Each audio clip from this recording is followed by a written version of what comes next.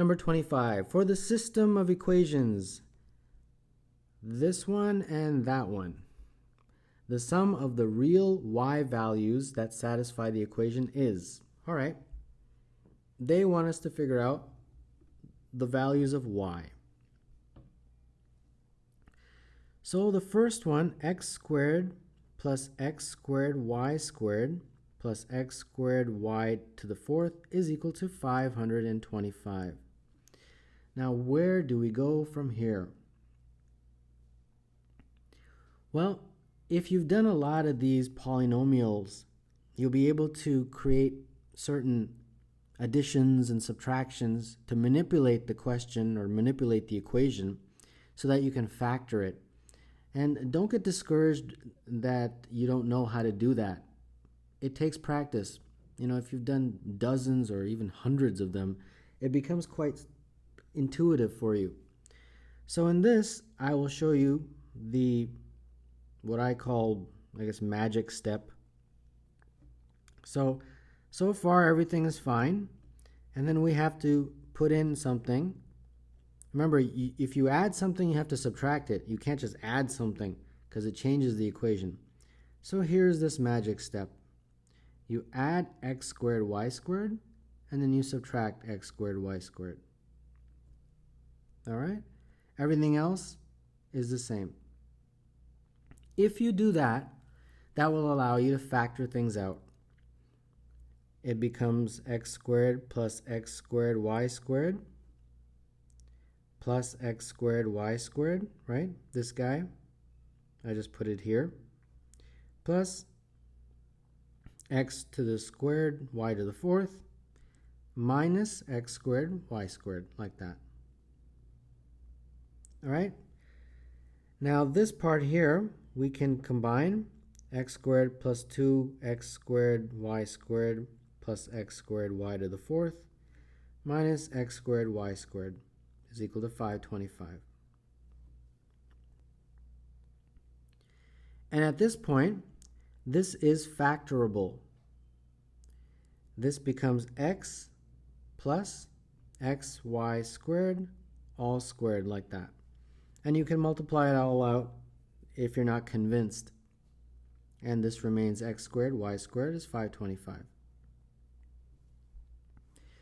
Now at this point, use something that I hope you know, that a squared minus b squared can be factored into a plus b times a minus b, like that.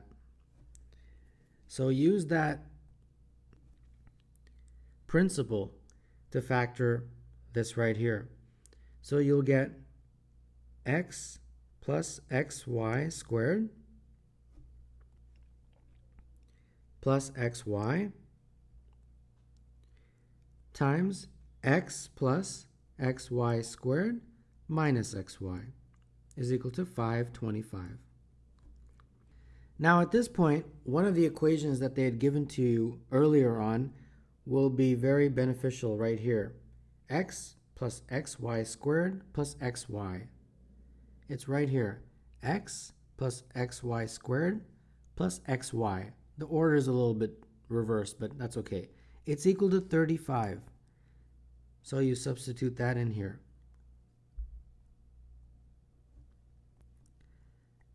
Is equal to x plus xy squared minus xy is equal to 525.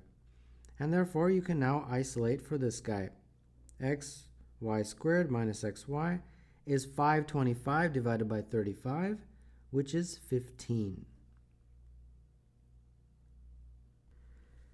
And now I will go back and use what they've given me. Again, this equation again.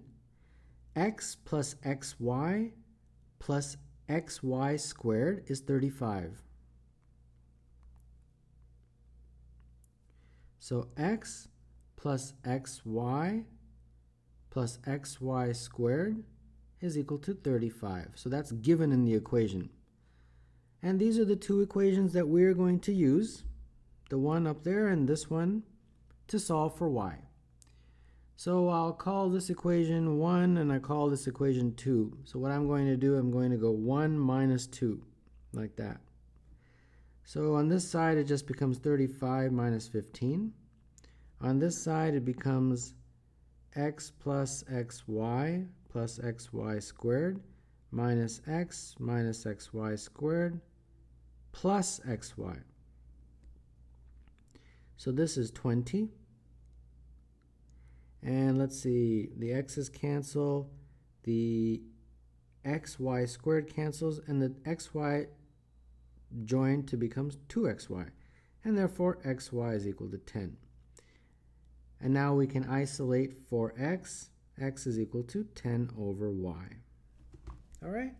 Now all we have to do is plug this x is equal to 10 over y into any one of these and solve for y.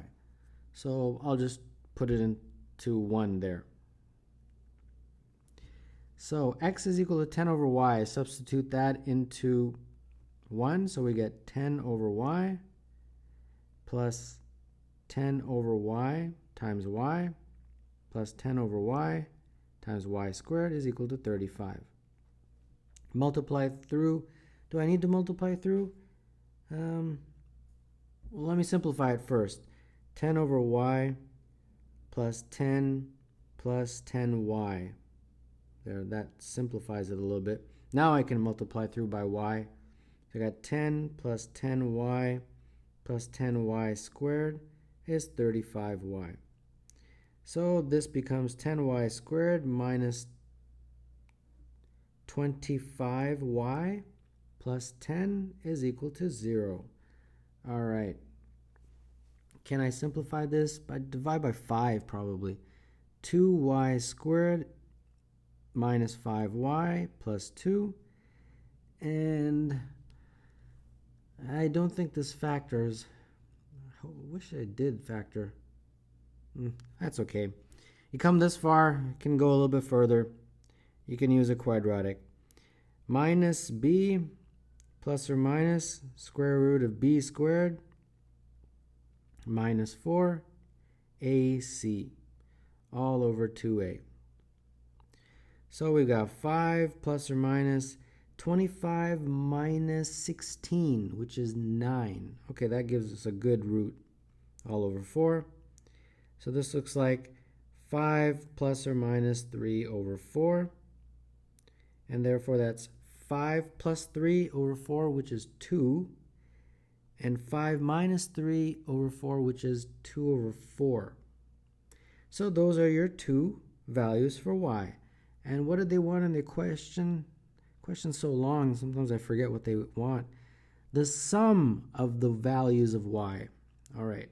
So our values of y are 2 and a half. So the sum will be 2 plus a half, which is 5 over 2. And therefore the answer to 25 is E, 5 over 2. The circle with center A has radius 3 and is tangent to both the positive x-axis and positive y-axis as shown.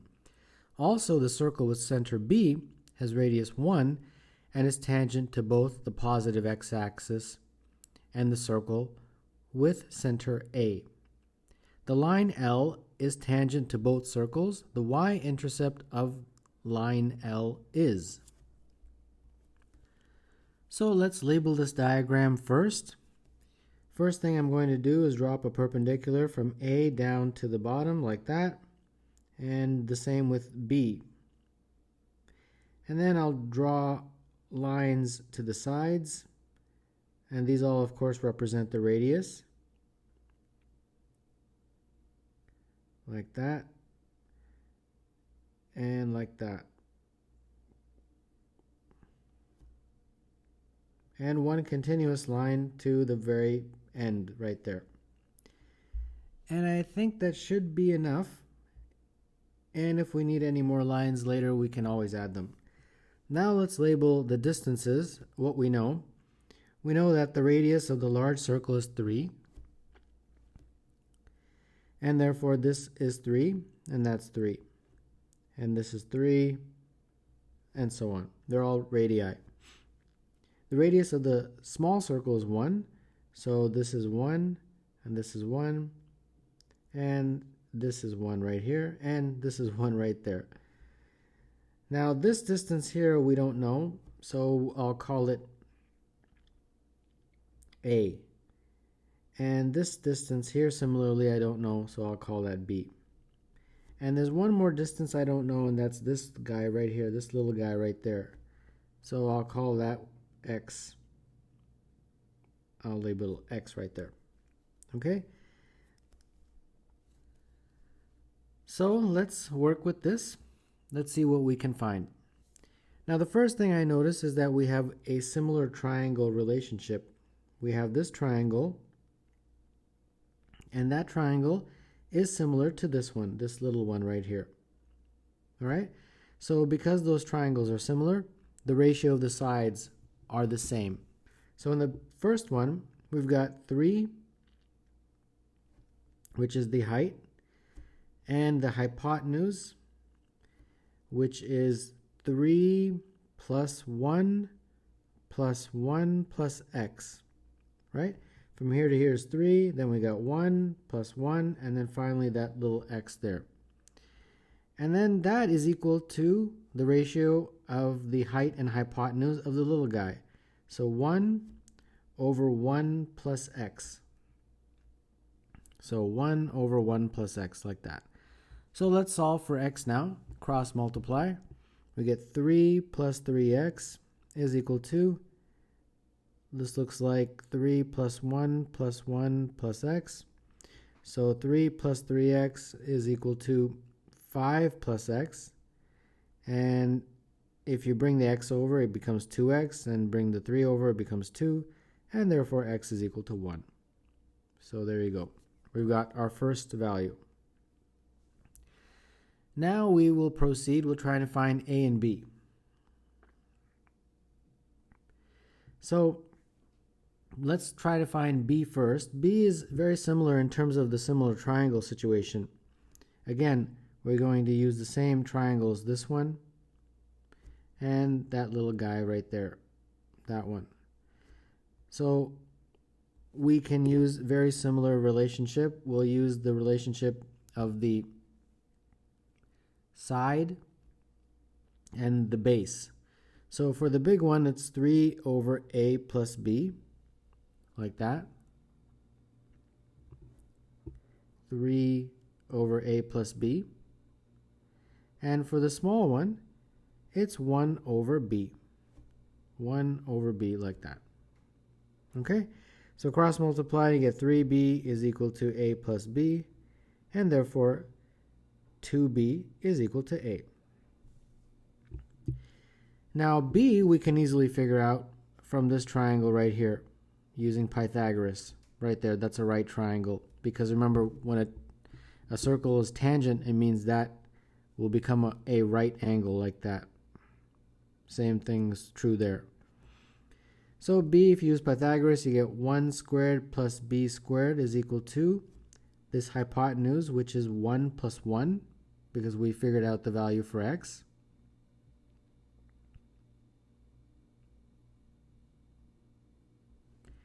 So we have 1 squared plus B squared is equal to 1 plus 1 squared.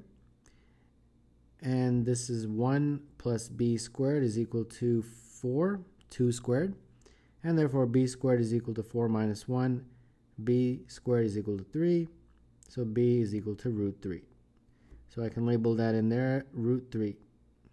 And then coming back to this equation, 2B is equal to A.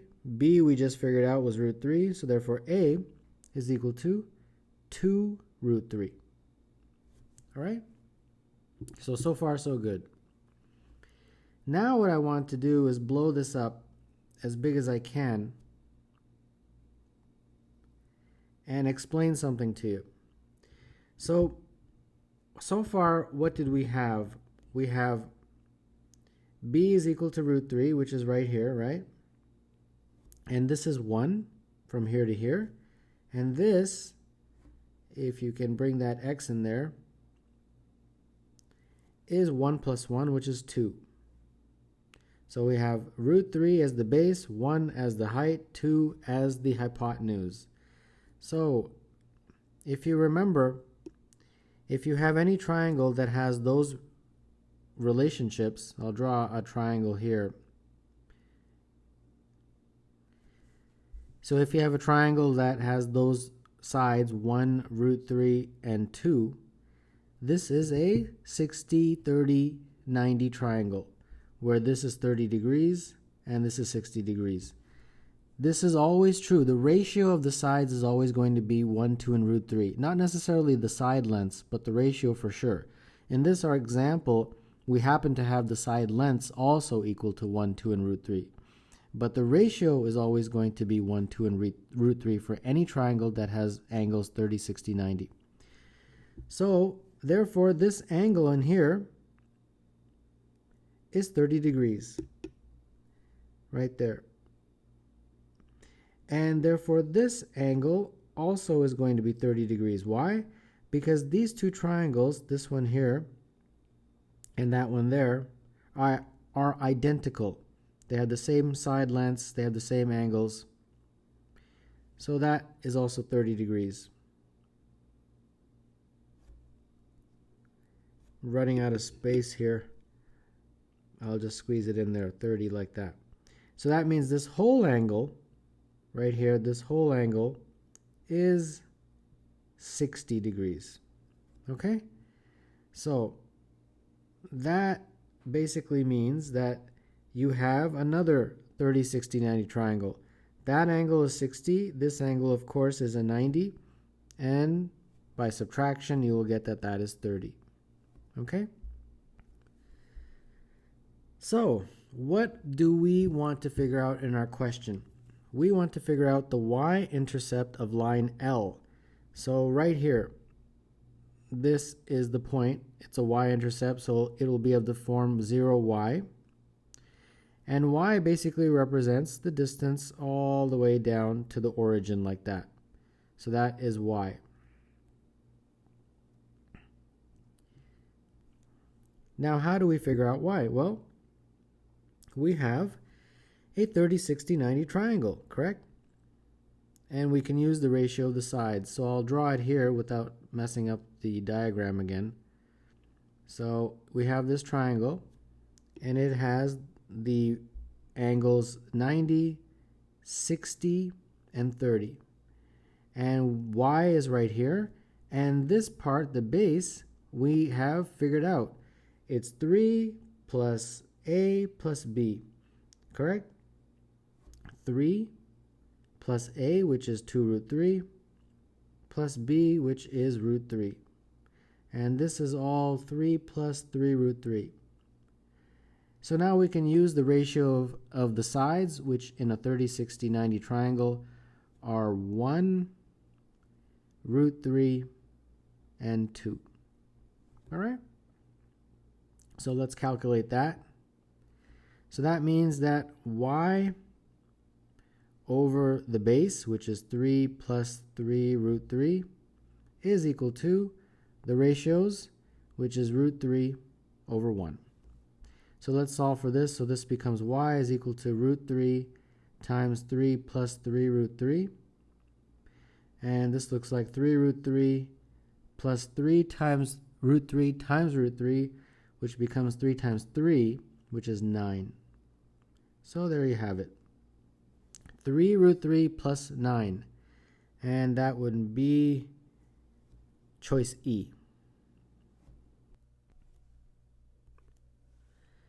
A lattice point is a point xy where both x and y are integers. For how many different integer values of k will the two lines kx minus 5y plus 7 equals 0 and k squared x minus 5y plus 1 equals 0 intersect at a lattice point?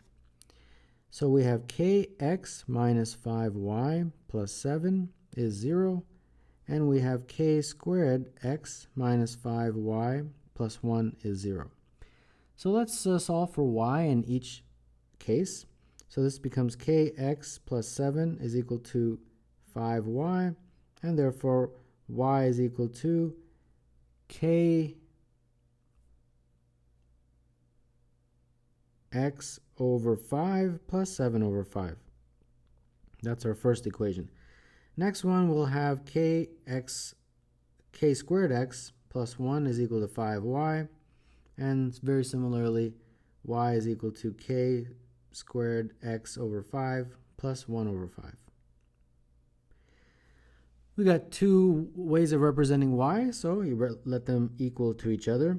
Kx over 5 plus 7 over 5 is equal to k squared x over 5 plus 1 over 5. Put everything on one side here, so we got kx squared over 5 minus kx over 5, and then this looks like 1 over 5 minus 7 over 5, so minus 6 over 5 is 0.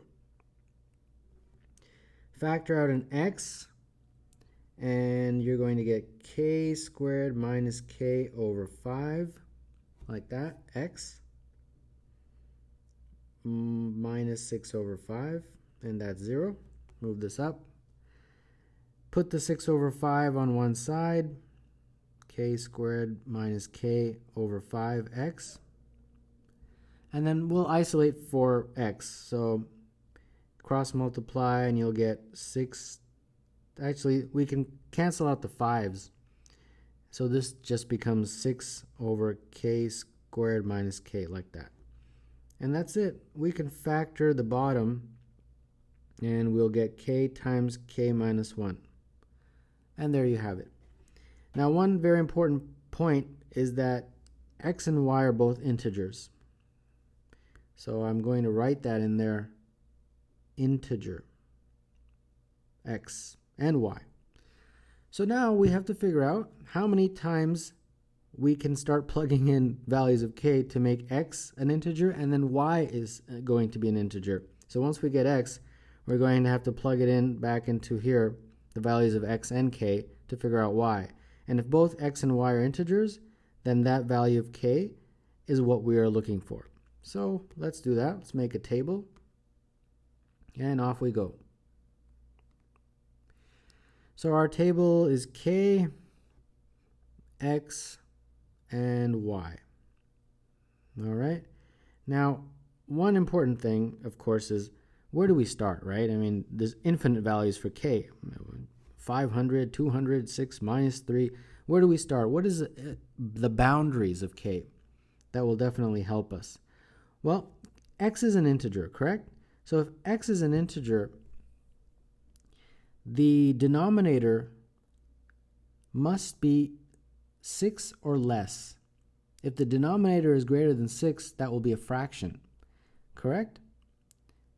So that means k has got to be less than or equal to 6. I mean, I know the denominator has to be less than or equal to 6, but at least k has to be less than or equal to 6. So that's a pretty good boundary. And then similarly, the denominator has to be greater than negative 6, because if it was negative 7, negative 8, this would become a fraction again, right? Same principle. So k has to be greater than negative 6. All right? I'm not saying that k is equal to 6. I'm just saying that these are the boundaries, and that helps us, right? Just less numbers that we have to keep plugging in, because this is a math contest. You don't have a lot of time. So let's do that. We'll make a table: 6, 5, 4, 3, 2, 1, 0, negative 1, negative 2, negative 3, negative 4, negative 5, negative 6. All right? Let's start plugging values in. Immediately I notice that if k is 0, this is going to be undefined. So that's not going to work. If k is 1, similarly, it's undefined. So we've eliminated two possible values of k. And you just start plugging in values and get, a result and see if it's an integer. When k is 6, x becomes 0.2. Is that an integer? No. So we don't need to figure out the value of y. Both x and y have to be integers in order for this to be a lattice point, according to the question. A lattice point where both x and y are integers. So that's what we're interested in. All right, let's keep going. For this expression, when k is equal to 5, this becomes 0.3. So, no good. When k is 4, this becomes 0.5, the value of x. When k is 5, when k is 3, this becomes 1. All right, great. So now we can substitute 1 and our value for k back into here and figure out the value of y. And if you do that, you'll find that y for k equal to 3 is equal to 2. So there you go. We've got one lattice point. When k is 2, x becomes 3. But y becomes 13 over 5. So unfortunately, that's no good. Moving down to -1, x becomes 3, but y is going to be 4 over 5. So no good. Both have to be integers. -2 for k, you get 1 for x, and you get 1 for y. So that is another lattice point. When k is -3, you get 0.5 for x, so no good. -4 gives you 0.3. -5 gives you 0.2. And -6 gives you 0.14 approximately. So there you have it. You've got all the values, and the only ones that give you integer solutions for x and y are k equals 3 and k equals -2. So we only have 2 possible values of k for which we get lattice points. So therefore, number 25, the answer is 2 integer values of k, and therefore that would be choice B. BAC is said to be laceable if distinct points x1, x2, ... until x2n can be found so that x2k minus 1 is on AC for each value of k, x2k is on AB for each value of k, and ax1 is equal to x1, x2 is equal to x2, x3 is equal to ... equals x2n minus 1, x2n is equal to x2n a. For example, the angle 20 is laceable as shown. The number of laceable acute angles whose size and degrees are integers is. Okay, well, first and foremost, we will definitely need to explain this question before we proceed with solving it.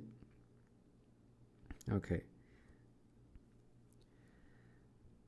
All right, so here we go. x2k minus 1 is on AC. So here is AC, right? That's AC. And x2k minus 1 is on it for each k. So whatever k is, okay, that means that basically all the odd numbers are on here, AC. And we know, we can see that is the case. The odd numbers are going to be there. That's what 2k minus 1 is. It's an odd number.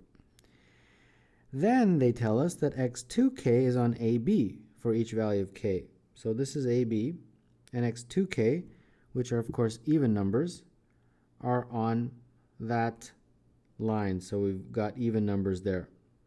Okay? And then comes a very important part, which is ax1 is equal to x1, x2. So this is ax1, from A to x1. That is equal to x1, x2. This is x1, x2. That basically means that this is an isosceles triangle. Okay? And if that is an isosceles triangle, then this angle will be the same as that angle. All right? And then similarly, x1, x2 equals x2, x3. So where's x2, x3? It's right here. And therefore that means this is an isosceles triangle, so therefore this angle will be the same as that angle. And then just keeps on going here all the way until the very end, which is x2n minus 1 2n. So basically that would mean this one, the second last one basically, is equal to x2n a. x2n and then finally back to a. So that means this is an isosceles triangle, and therefore this angle is the same as that angle. Okay? And they've told you that one possibility to make all these conditions work is 20 degrees. They want you to find how many other degree values can be used to make all these conditions work. Okay, so I hope that makes sense, at least so far. So what I'm going to do is I'm going to start filling in these angles and using the fact that we are going to get a lot of isosceles triangles because of this condition right here. All right, so here we go. So I'm going to start with this angle right here, and I'm going to call that theta. Okay, that's my starting point. 20 is just an example that they gave us, but we need to start figuring out in terms of theta. Now we know from this very important clue, or condition I should say, that ax1 is equal to x1, x2. Okay? If that is the case, this is isosceles, and therefore this is also going to be theta, right there, that angle. So I'll put theta in there. And then we know, if you keep going, that x1, x2 is the same as x2, x3, like that. That's also going to be isosceles. So therefore, this angle has to be the same as that angle. Now this angle in here is 180 minus 2 theta, correct? Because that's theta and that's theta. So therefore this angle has got to be 2 theta, right? Because angles about the same line are the same. And therefore, since this is isosceles, that's 2 theta as well. All right, so far, so no problem. And then this angle in here has to be 180 minus 4 theta. Okay? Just for the sake of completion, this angle in here will be 3 theta, because angles about a line all add up to 180. Now, continuing with this, we know that x2, x3 is equal to x3, x4, like that. So this is now isosceles. So therefore, if this was theta, 3 theta right there, this is also 3 theta. Okay? And therefore this angle in here is 180 minus 6 theta. And therefore this angle in here is 4 theta. And then continuing with this relationship, we see that x3, x4 is the same as x4, x5. That's what this basically is telling us. And therefore this is another isosceles triangle. So this angle is the same as that angle, and therefore that is also 4 theta. Okay, and therefore this angle in here is going to be 180 minus 8 theta. Now at this point, for the sake of clarity, I will put this diagram again, but a fresh version. So here's our fresh diagram. I'm going to keep both of them in the same screen. Now if you continue in this fashion, the way I did up here, you will be able to fill out all these angles in the same way that I have. Nothing fancy. All we're doing is just looking at the fact that they are isosceles triangles. The properties of isosceles triangles, that 2 of the angles are the same, and then you just subtract from 180 to get the third angle. That's all that is.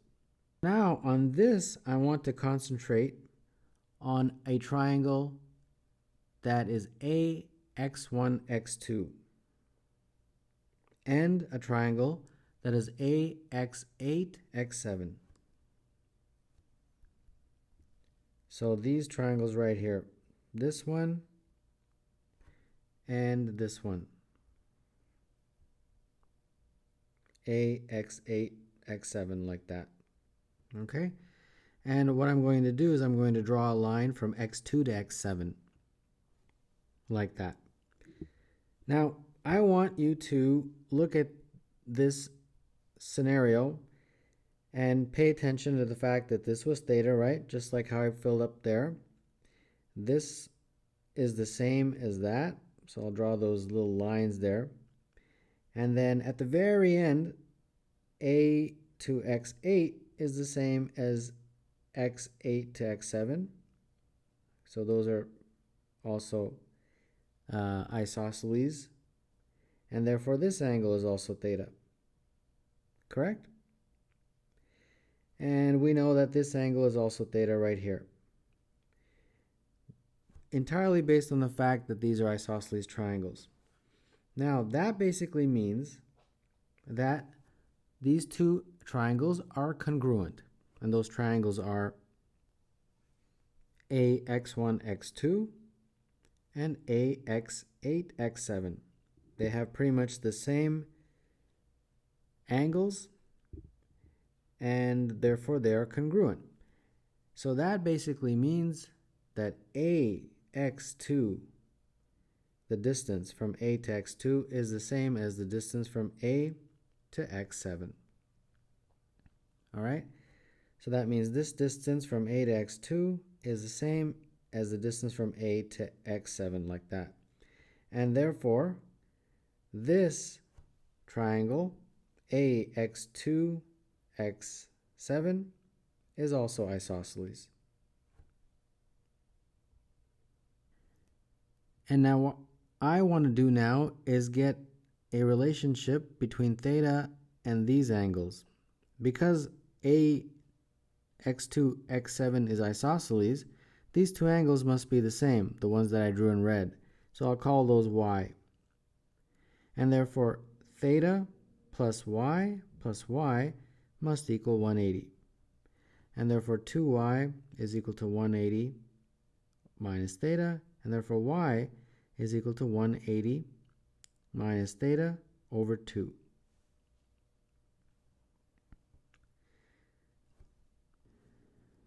And in a very similar way, you'll be able to show the same thing if you extend the triangle all the way to x4 and x5, like that. And you can call these z and z. And you'll see that that will also be an isosceles triangle. And therefore, in a very similar way, theta plus z is 180. And therefore 2z is equal to 180 minus theta. And therefore z is equal to 180 minus theta over 2. Now in our specific scenario, we have proven that z is 4 theta. So we can put that in there. 4 theta is equal to 180 minus theta divided by 2. And if you solve for this, you'll get 8 theta is equal to 180 minus theta. And therefore 180 is equal to 9 theta. And therefore theta is 180 divided by 9, which is 20, which is exactly what we have here. But that 20 is for this specific scenario. For a scenario where we get up to x8. x8 is our largest number. And what is x8? x8 is basically x2k, right? That's what it goes up to, or x2n. They're using x2n. So let's use x2n, like that. So that means in our example, 8 is equal to 2n, and therefore n is equal to 4. But n could be anything, right? N could be any value. It could be 8, it could be 9, it could be 10. But what's very important to remember is that n cannot be 9 or 11 because it has to be even. So that's a very important thing that must be pointed out. But then it could be any even number. It could be 4, it could be 8, and so on, right? So that's what we have to concentrate on, is not 8, we have to look at 2n. So going back to this, I want you to now concentrate on this equation right here. 4 theta is equal to 180 minus theta over 2. We are convinced that it works for our specific example when our 2n was equal to 8 and therefore n was equal to 4. But what about other values of n? For other values of n, what will this equation be? Well, think about it for just a few seconds. N is 4, correct? And what number do you have here? It's 4. So for other values of n, this will basically be n theta is equal to 180 minus theta. And I encourage you to go back and try this for other values of n. For the sake of time, I won't do it here, but if you say make n another value, then you'll see that this will match exactly the way I've done it for n equals 4. So now this is now at the heart of our problem. This will help us find values of theta. So let's work with this now. We got 2n theta is equal to 180 minus theta. 2n theta plus theta is equal to 180. Factor out the theta and you get 2n plus 1 is equal to 180. And therefore theta is equal to 180 over 2n plus 1. Okay? Now, theta is going to be our integer value of the angle, and 2n plus 1 has to therefore divide evenly into 180. And 2n plus 1, the way it's written, is an odd number. So basically we have to find odd divisors of 180. So odd divisors of 180 are 3, 5, 9, 15, and 45. For these numbers, we will basically get an integer value for theta. And those values for theta corresponding to these numbers are 60 degrees, 36 degrees, 20 degrees, 12 degrees, and 4 degrees. So we got 1, 2, 3, 4, 5 possible values for theta, where theta is an integer. And that is the answer to this question. So therefore, bringing the question back, the answer is 5, and therefore that would make 25C, or equal to 60, such that each of the rational expressions 7x plus 1 over 2, 7x plus 2 over 3, 7x plus 3 over 4, all the way up till 7x plus 300 over 301, is in lowest terms, i.e., in each expression, the numerator and denominator have no common factors, is. So 7x plus 1 over 2, 7x plus 2 over 3, 7x plus 3 over 4, and so on, all the way up in that same pattern till the final one, which is 7x plus 300 over 301.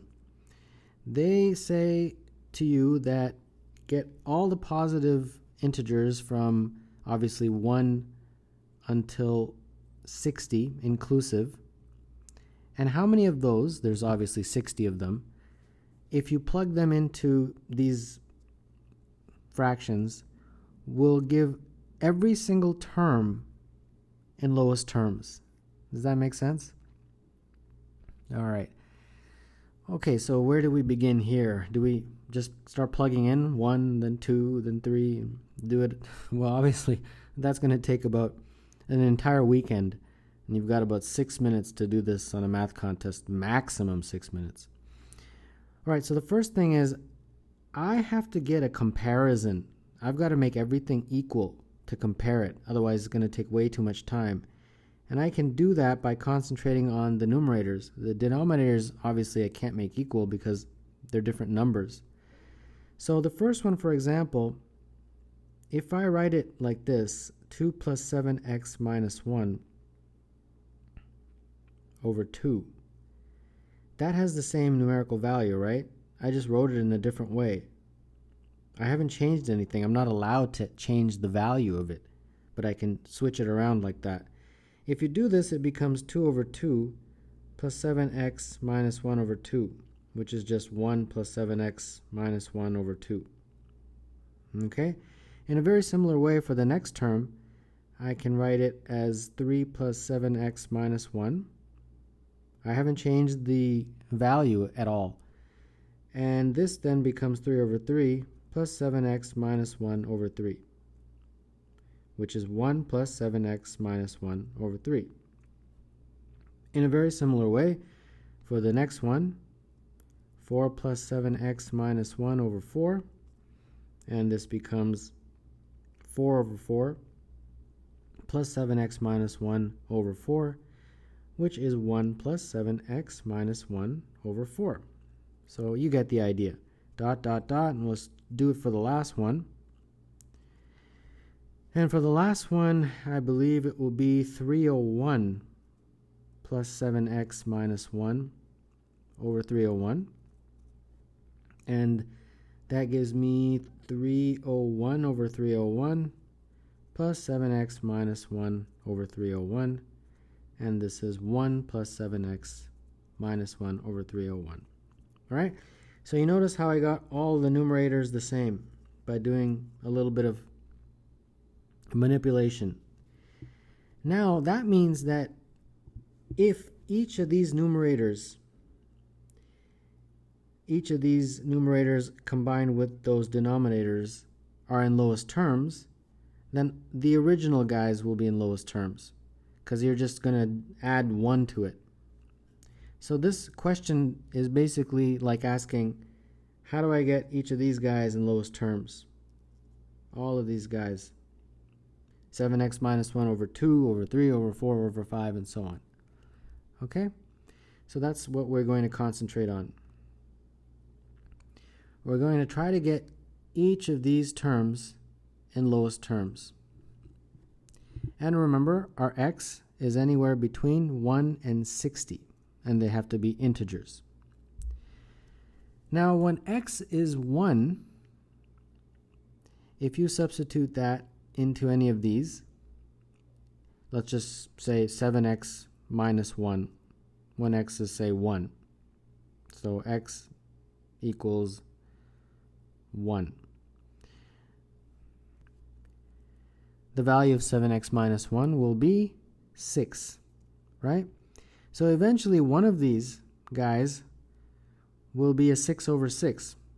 For example, one of these terms is 7x minus 1 over 6, correct? This is 7x minus 1 over 2. This is 7x minus 1 over 3, 7x minus 1 over 4. Eventually you get 7x minus 1 over 6, right? And when this becomes 6, this will become 6 over 6. Is that in lowest terms? No, it's not. That's not in lowest terms because both top and bottom can be divisible by 6. When eventually it just gives a 1. So 1 is out. 1 as a possibility for x in this range is out. And 2, in a very similar way, you'll see very quickly, it will give for 7x minus 1, the value for 7x minus 1 will be 13. And therefore, eventually one of those terms, which is 7x minus 1 over 13, becomes 13 over 13. Again, that's not in lowest terms. So 2 is out. And in a very similar way, you'll see that that holds true for everything up until 43. Because when you get to 43, 7x minus 1 becomes 300. And since these terms go all the way to 301, one of these is 7x minus 1 over 300, and that basically would become a term of the form 300 over 300, which again is not in lowest terms. So all the numbers in this range from 1 to 43 would not give every term in lowest terms. So now we have to concentrate on terms for x between 44 and 60. So the first 43 have been eliminated. All right? Concentrating on these terms.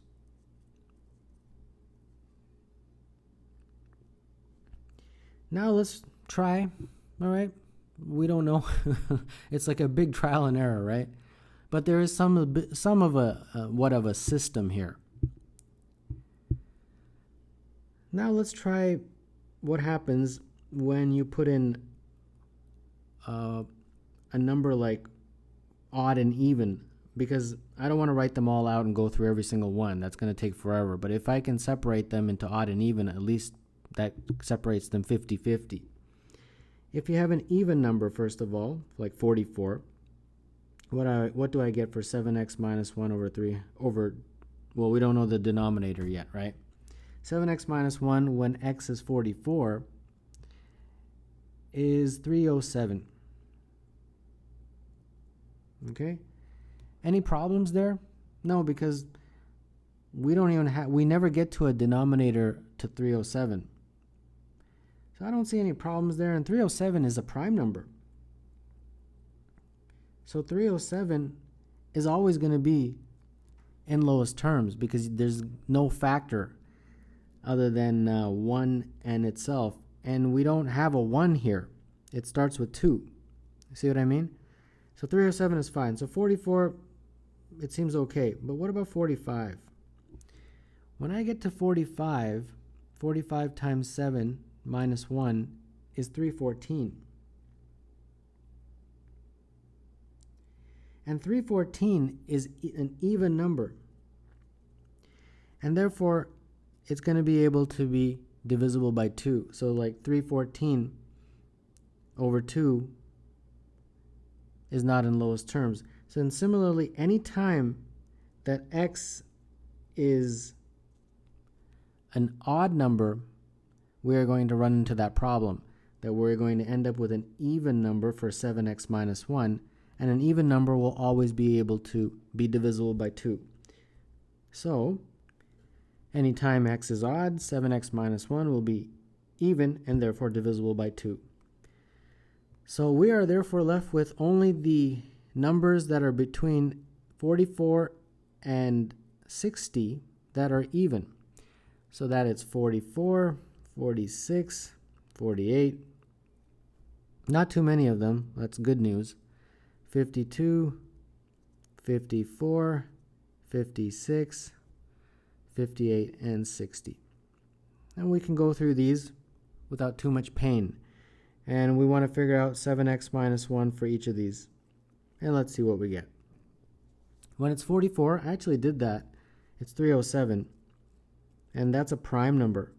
So that's not going to give us any problems. This is one value of x that works. It gives every single expression in lowest terms. How about 46? 7x minus 1 will be 321.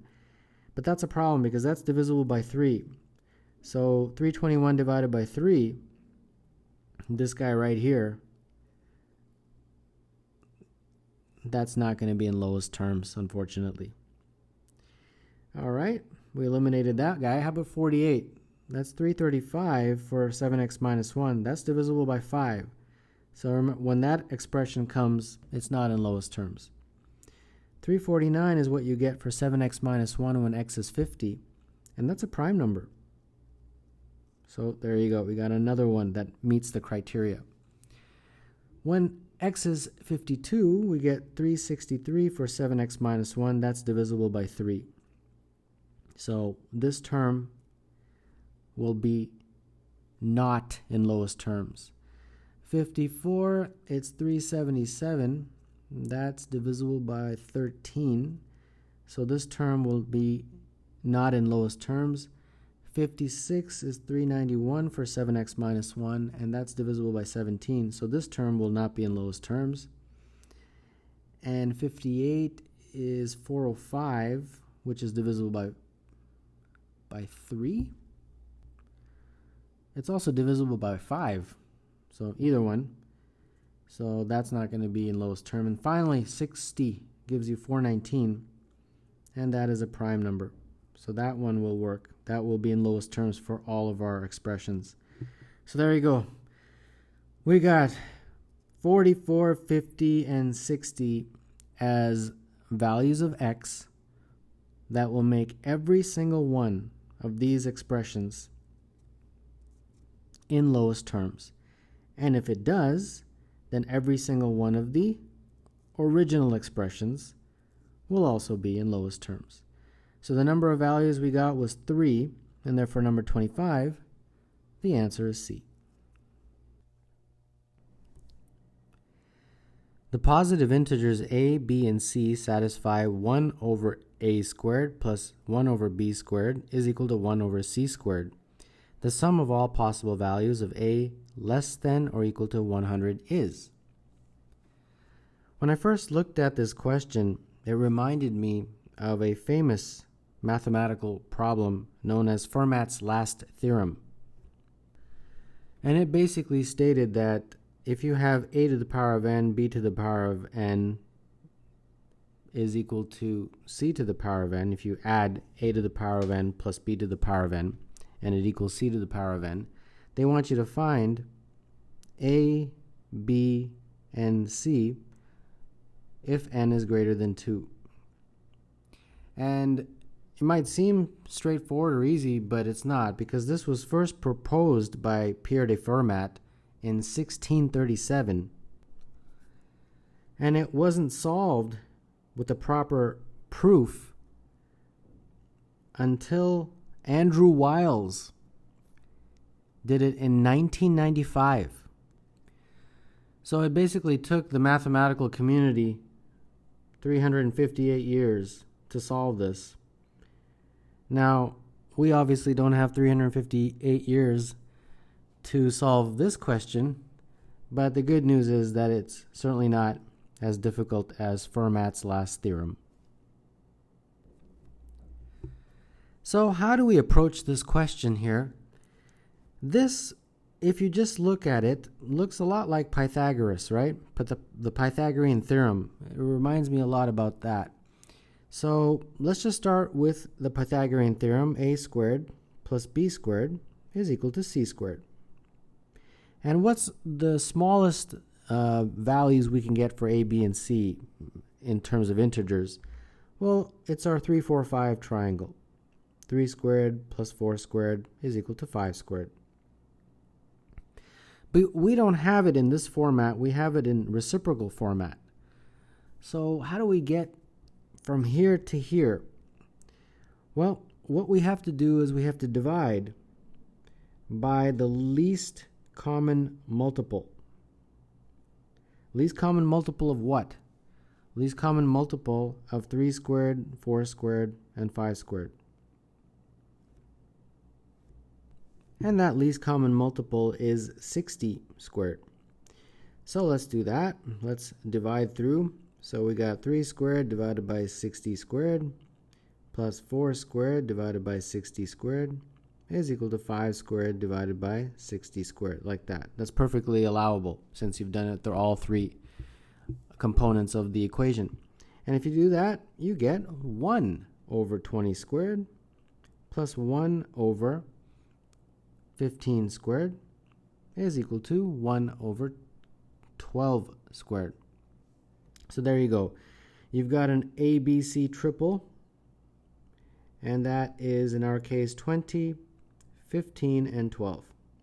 Now, you can also use the same if you flip A and B. That will work also. So 15, 20, 12. Okay? So there you go. We've got two values for A. We've got 15 and 20. So the sum of the values are 35, but these answer choices are much greater than 35, so obviously we've got to find quite a few more. Okay, so how do we do that? How do we find more. My first method was to divide by the least common multiple.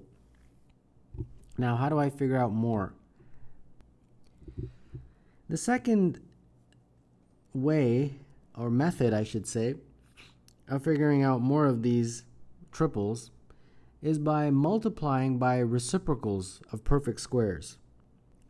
So you take your original one, which is this guy right here, 1 over 20 squared plus 1 over 15 squared is equal to 1 over 12 squared. And then let's multiply by reciprocals of perfect squares. So the first one I'm going to multiply by is 1 over 2 squared, like that.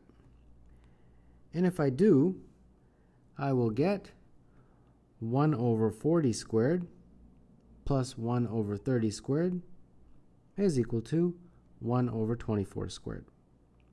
Okay? Multiply by the next reciprocal of the next perfect square, and that will give me, if I multiply this by this, I will get 1 over 60 squared plus 1 over 45 squared is equal to 1 over 36 squared. And then let's keep going here. 1 over 4 squared, if you multiply that, you'll get 1 over 80 squared plus 1 over 60 squared is equal to 1 over 48 squared. 1 over 5 squared, that will give you 1 over 100 squared plus 1 over 75 squared is equal to 1 over 60 squared. And then 1 over 6 squared, it will give you 1 over 120 squared plus 1 over 90 squared is equal to 1 over 72 squared. Now this 120 makes me want to stop. Why? Because a has to be less than or equal to 100. So keep that in mind. So that means we have gotten to the point where there's no more a's that are less than or equal to 100. So what numbers did we get for a? We got 30 or 40 because they could be reversed. 60, 45, we got another 60, but that's okay, we've counted that already. 80, 100, 75, and 90. Okay, so let's make a tally here of our a values so far. Our a values so far, at the very beginning we got 20 and 15. So here's 20 and here's 15. So I'll just put them in order. 15, 20, we got 30, 40, 45, 60, 75, 90, and 100. Okay? So, sorry, there was an 80 missing in there. So we got 1, 2, 3, 4, 5, 10 values. 10 a values. Now let's figure out the sum so far, and let's see if we're close to the answer choices or not. So the sum of these 10 numbers is 555. All right, let's see if that's one of the answer choices. It is. But can I get more values of a? And that is the key that this question has. And that is the part of the question that, in my opinion, makes it difficult, because we have to figure out, do I stop at 555, circle 555 as my answer and call it a day? Or do I keep trying to get more values of a? Well, let's see. I can't go forward with this guy because when I do, I start getting values of a greater than 100. So instead of the 3, 4, 5 that we started with originally, you remember we started with this guy right here, 3, 4, 5. Let's start with a different Pythagorean. Let's start with the next one. The next one would be 5, 12, and 13, right? Because 5 squared plus 12 squared is equal to 13 squared. That's a Pythagorean triple. And let's do the exact same thing we did in the previous question. So the first method, of course, was to divide by the least common multiple. And the least common multiple of these three numbers is going to be Well, 5 squared times 12 squared and 13 squared, so that would be 780 squared. So 5 squared divided by 780 squared plus 12 squared divided by 780 squared is equal to 13 squared divided by 780 squared, like that. Okay? And if you do that, you get 1 over 156 squared plus 1 over 65 squared is equal to 1 over 60 squared. Now one of these can be a, only this one, because a has to be less than or equal to 100. And therefore, in our list, we got another a value. A is equal to 65. And therefore, our new sum is 555 plus this new a value, 65, and that's equal to 620. And to save you the pain, I will let you know that there's no other values of a less than or equal to 100 that can be generated with these methods, either dividing by the least common multiple or, where was it? Multiplying by the reciprocal of perfect squares.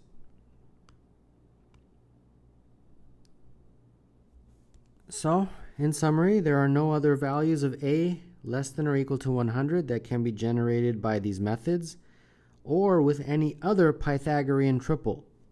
If you use any other Pythagorean triple, you'll find that you'll get a values greater than 100. So these are the only ones, and therefore the sum is 620. And therefore the answer to a very challenging number 25, in my opinion, is E. A semicircle of radius 8 rocks back and forth along a line. The distance between the line on which the semicircle sits and the line above is 12 centimeters. As it rocks without slipping, the semicircle touches the line above at 2 points. When the semicircle hits the line above, it immediately rocks back in the other direction. The distance between these 2 points in millimeters is closest to. So here is a diagram that illustrates what the question stem is talking about. And you'll notice that the dotted line here is the semicircle in its original position.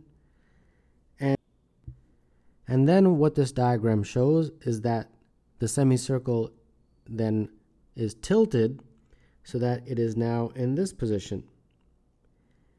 And when that happens, it hits the line above at point Q. And because of the symmetry of this diagram, when it rocks back in the other direction, it will probably hit around here. But we don't need to be concerned about that yet. We just need to figure out this distance from Q to P, and then double it, and we will get the answer to this question. So let's begin. The first thing you'll notice is that the center of the semicircle originally was right here. But when it's tilted, that center is now here, the point that is labeled O. So therefore, the distance from O to Q is the radius. And that, they tell you, is 8 centimeters. So I will put 8 right there. Now we need to figure out as many distances as possible. So the next one that you can figure out pretty quickly is O to Z, that distance right here. You know that from this point till the bottom is just the radius, and that's going to be 8. And they tell you that the line above is 12 centimeters. So that means that P all the way to the bottom is 12. So that means that this distance is 12 minus 8, which is 4. And therefore OZ will also be 4. So let's draw this triangle QZO on the side here to avoid making this diagram messy. So here is Q, here is Z, and here is O. And we figured out that that's 4. And this is, of course, just the radius, so that's 8. And this is a right angle. So now, using Pythagoras, I can figure out QZ. QZ squared is going to be, add that to 4 squared is equal to 8 squared. And therefore, QZ squared is going to be 64 minus 16, which is 48. And therefore, QZ is root 48, or 4 root 3. So that takes care of QZ. Now, we need to figure out QP, the distance from here to here. So how do we do that? Well, we have QZ. If we can figure out the distance from P to Z, then we will be able to solve this question. So QP is going to be equal to QZ minus PZ, like that. So we are now going to try to figure out the value for PZ. Well, QZ we just calculated as 4 root 3. Now I want you to concentrate on this triangle here. Notice the side lengths. If you look at the side lengths, and in particular look at the ratio, you'll notice that the ratio of the side lengths are 1, 2, and root 3. And because that is the ratio of the sides, this is a 30, 60, 90 triangle. This is 30 degrees, and this is 60 degrees, and that we already know was a right angle. Now, how does that help us? That helps us, hopefully, figure out PZ, since that is what we're trying to figure the distance of. But how does that help us? Well, look back at this original diagram, and let's fill in this 60 degrees. That 60 degrees is right here, correct? So that means this angle here is 30 degrees. Okay? Now, pay close attention. This semicircle moved from here to here. Did you notice that? It was here, and when it rotated, it went up to here. How many degrees is that? It is 30 degrees. So that means this semicircle rotates 30 degrees when it goes from this point to point Q, which is the point that touches that top line. And that 30 degrees is very important because it tells me that the distance from here to here, x to y, is essentially a fraction of the circumference of that circle. What is the fraction? 30 degrees over 360 degrees. So that is the key to the question. xy, this distance that this semicircle travels, initially it was right here at x when I was touching the base, but then once it tilts, it touches the base at y. And we want to know what is the distance between x and y. Because x and y are similar to p and z. If we can figure out the distance xy, xy is the same as pz. And that is what we want to figure out. Well, xy, as I previously mentioned, is calculated by the fact that this semicircle tilts 30 degrees. So 30 degrees divided by 360, which is the full way around, that is the fraction of the circumference that travels from x to y.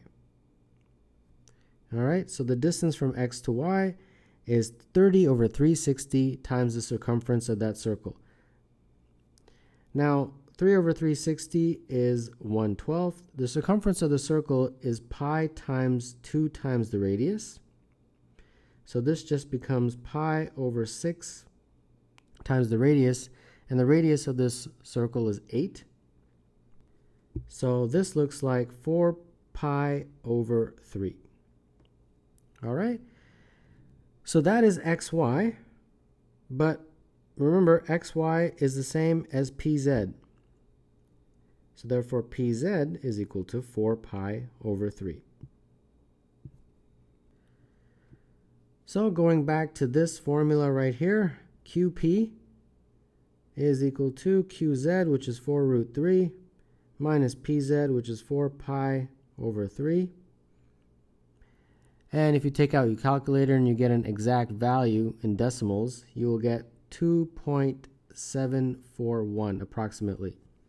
Now remember, Qp is only half of the distance we are looking for, because if you go back to the question, you'll see that when this semicircle rocks back and forth, it will touch the top line at 2 points.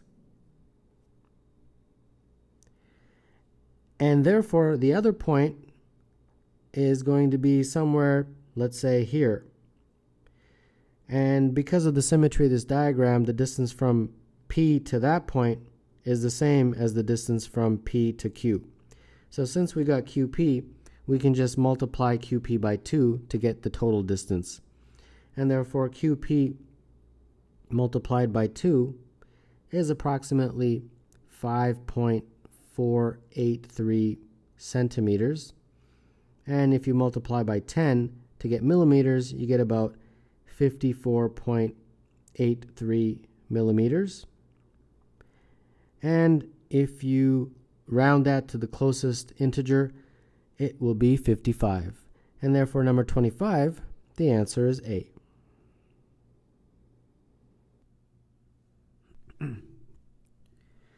In the diagram, 4 squares of side length 2 are placed in the corners of a square of side length 6.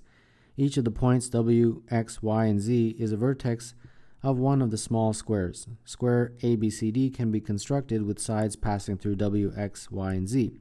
The maximum possible distance from A to P is closest to. The first thing I'd like to do is join W to X like this. And when I do, I want to illustrate that, of course, this is a right angle since it is a square. And when this square, represented by ABCD, is tilted, it will follow a certain path. And in particular, the path for A is what I want to discuss. How will A move if you were to tilt this square that's in the middle like that? Will it go straight across, or will it go in some sort of a curve? How? The answer is that it will go in a curve, and that curve represents a semicircle, like this. That green semicircle I just drew illustrates the path that A takes as you shift that square ABCD. So for example, right now A is right here, but if you shifted the square, A could go here. A could then go here or here, somewhere along the perimeter of that semicircle. Now, one thing that is consistent is that no matter where A is, this angle will always be 90 degrees, because that is a fundamental rule, that if you draw a triangle within a semicircle, the angle will always be 90 degrees.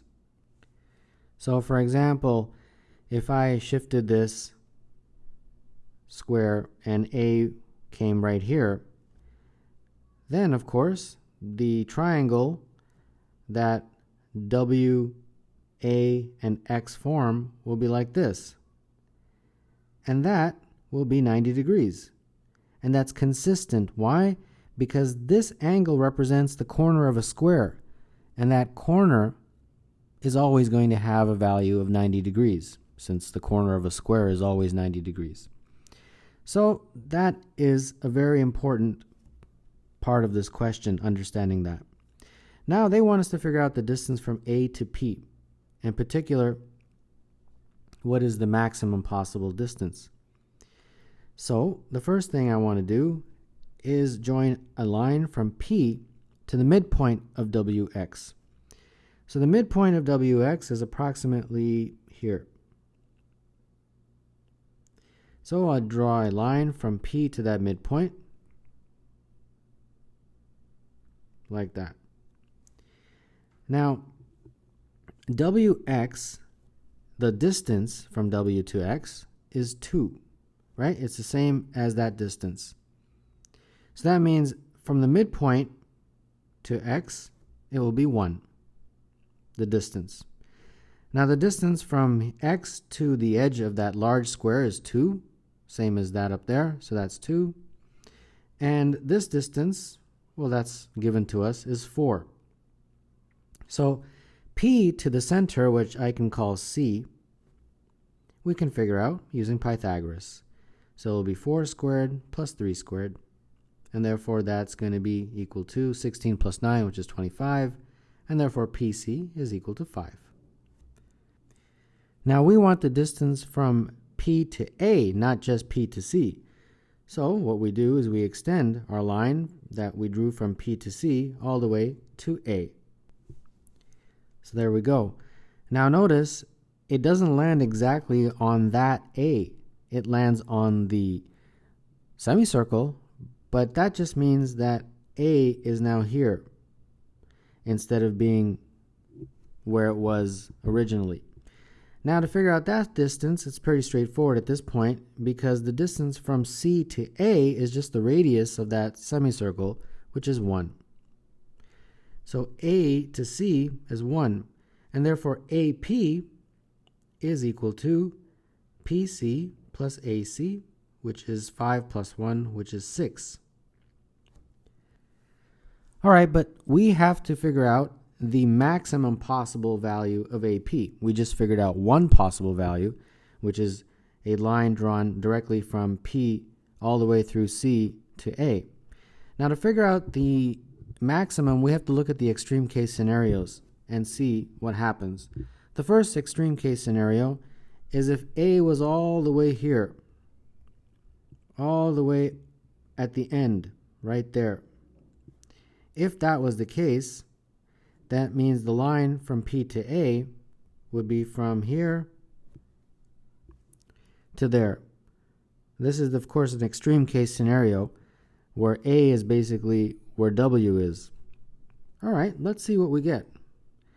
If that is the case through Pythagoras, PA squared is now, this is 1, so that full distance from there to there will be 4. 4 squared, and of course this is still 4 squared.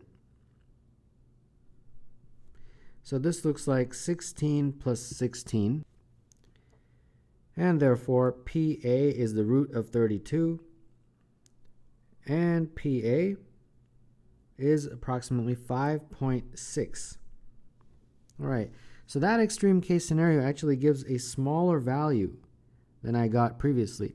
Now we have to look at the other extreme case scenario, which is if A is all the way on this side, meaning it's here where the X is.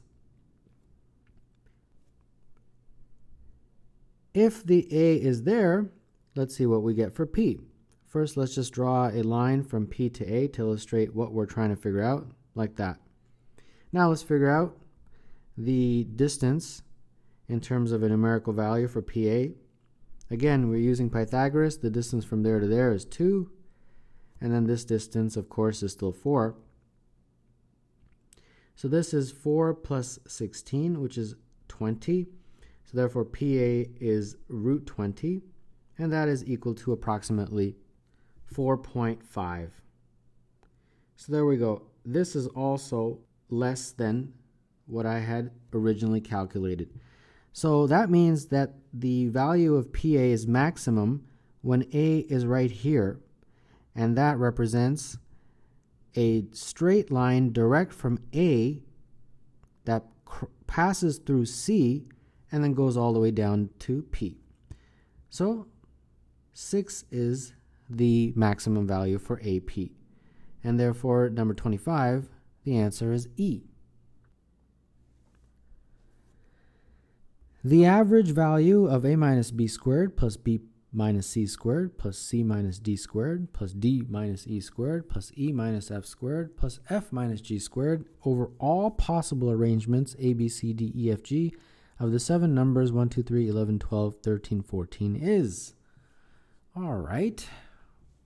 So what I'm going to do is, instead of dealing with this big long mess here, which is going to get very confusing very quickly, I'm going to start with a small example. Let's say we have just a minus b squared and b minus c squared. That's all we have. Let's say. Okay, and then once I explain this, hopefully you'll understand it, and then we can extrapolate to this big long mess right there. And let's say instead of 7 numbers, I only have 3. I've just got A, B, and C. And we'll just be consistent. We'll choose some of these numbers here. We'll just choose those guys, 2, 3, and 11, right? The numbers are not that important. What's important is trying to understand how to do this question. So first and foremost, we have to figure out, in my example, how many permutations are there? How many possible arrangements? Well, when there's only 3, it's pretty quick. For the first number, I've got 3 possible choices. Second number, 2 choices. And for the last number, 1. So 3 times 2, which is 3 factorial, which is equal to 6. And I can even write them out since there's so few. The combinations are 2, 3, 11, 2, 11, 3, 3, 2, 11, 3, 11, 2, or 11, 2, 3, 11, 3, 2. Right? There's only 6. I can easily write them out. So this represents 3 factorial, which is 6 possible arrangements. Okay, so far so good. Now we have to look at this guy. Okay, shouldn't take us that long. 2 minus 3 squared plus 3 minus 11 squared, right? I'll basically write these out. 2 minus 11 squared plus 11 minus 3 squared, and so on. And let's figure out what these are. So that looks like 1 plus 64, correct? And that is 65. So we'll make a little table here. Let me just separate that. And then this one looks like 81 plus 64, and that is equal to 145. The numbers, like I keep saying, are not important. What is important to understand a pattern, and then we can extrapolate that pattern onto the bigger question, which is this whole long thing and 7 numbers. So 1 plus 81, 82. Moving right along, we get 64 and 11. 64 and 81, I should say. And that's 145. And then this one is 81 and 1. And that is 82. And finally, 64 and 1. So that's 65. Okay, now, how do I figure out the average? Well, you know that. You know that because the numbers are so manageable, we can figure out the average fairly quickly here. You add up these numbers, and then you divide by 6, right? So it would be, let me just look at it from the standpoint of these guys. I don't want to look at those numbers because these numbers have a little bit more meaning to me than these numbers here. First and foremost, I've noticed very quickly that the numbers tend to be the same. Like the same number tends to appear. I got 4 64s if I'm adding all these up. I also noticed I've got 4 1s. So 4 times 1. And then I've got 4 81s, like that. So 4 81s. And so this is my total sum. And then, of course, I just have to divide by the total number of arrangements, which in this case was 6. So if my question was this simple, I could just do it. But what I want to show is what is the general.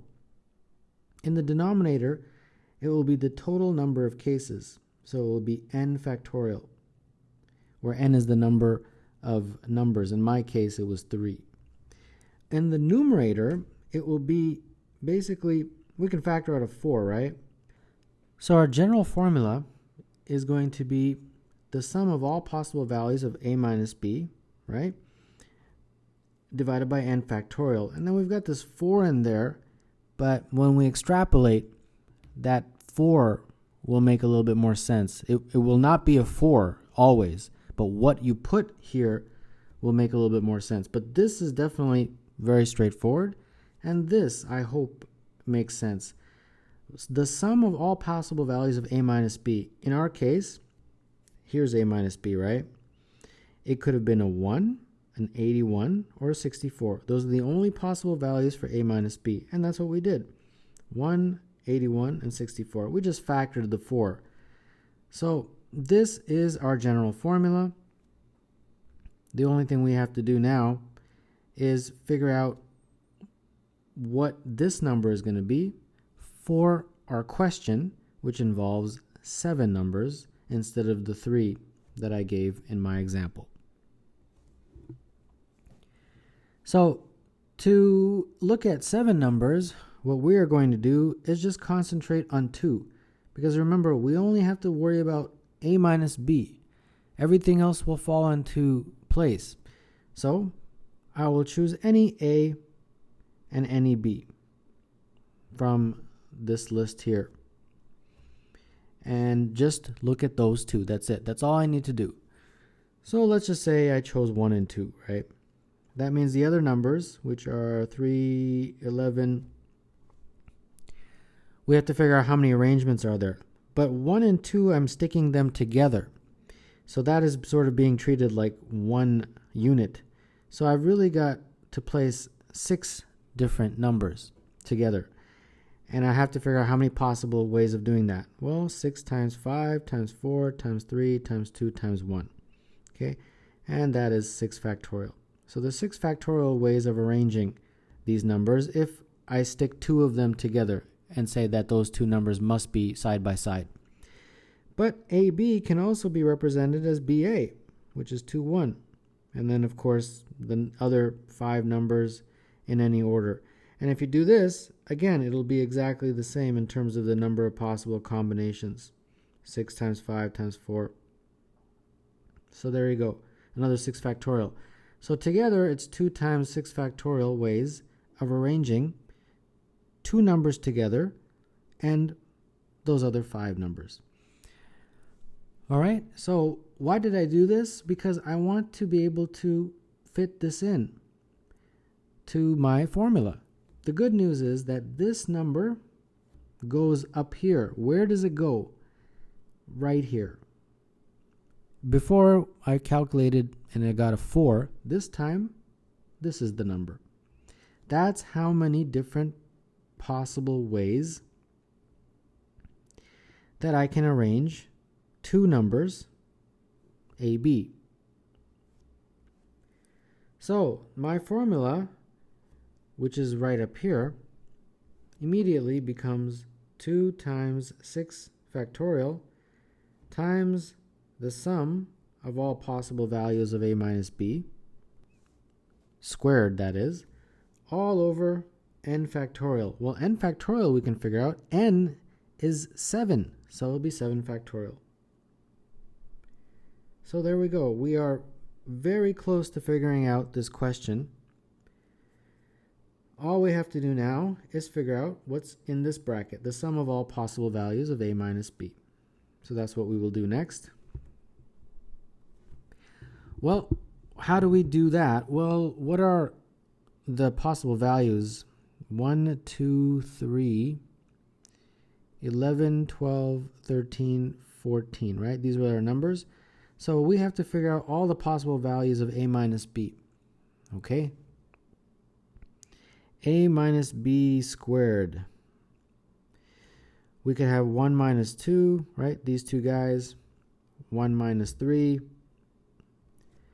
And if you do and you figure these out, you get 1, 4, 100, 121, 144, and 169. Okay? And in a very similar way, you can figure out all the rest. 2 and 3, right? 2 and 11, and so on. And if you do that, you get 181, 100, 121, 144, like that. And similarly, we've got 3 and 11, 3 minus 12, and so on. And I don't think we have that many more. We have 11 minus 12, 11 minus 13, 11 minus 14. And if I do that, I get the following numbers: I get 1, 4, and 9. And then finally, I think I've got just a few more. 12 minus 13 squared, 12 minus 14 squared. And those give me values of 1 and 4. And the very last one is 13 minus 14 squared, which is giving me a value of 1.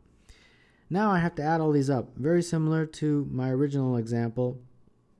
I had to figure out all the sums. I have to add all these sums up. So I've got to add these guys all. This, and this. And if you do, you get a total of 1372. So going back to our formula, this 1372 represents what? It represents this guy right here. The sum of all possible values of a minus b. So I guess I can stick it right there. So I've got 2 times 6 factorial times 1372 all over 7 factorial. And this should be able to figure out pretty quickly because these two cancel and just leave us 7. And then on the top I got 2 times 1372. And that is going to be pretty quick to figure out. 392. There you go. 392 is the answer to this question. And therefore that would be choice D. Unit squares are arranged to form a rectangular grid that is m units wide and n units tall, where m and n are positive integers with m between 2n and 3n. The region below one of the diagonals of the rectangle is shaded as shown. For certain pairs m and n, there is a unit square in the grid that is not completely shaded but whose shaded area is greater than 0.999. The smallest possible value of mn for which this is true satisfies the following. So what we will do is we'll put this on a coordinate grid and make it a little bit clearer for us, hopefully. So this is our coordinate grid, and then we've got this rectangular shape, and we are going to draw a diagonal. So let's draw that diagonal.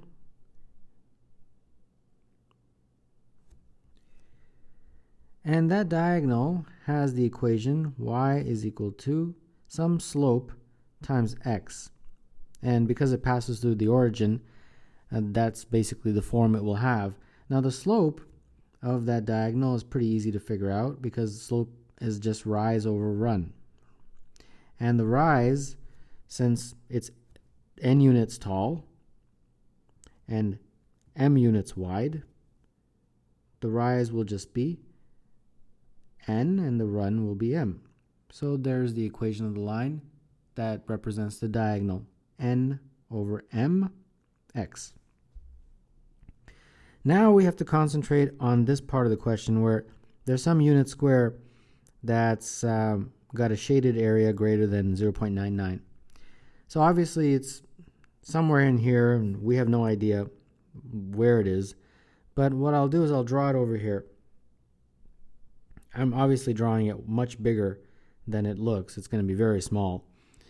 And when you chop that with this diagonal, the diagonal will chop it like that, right?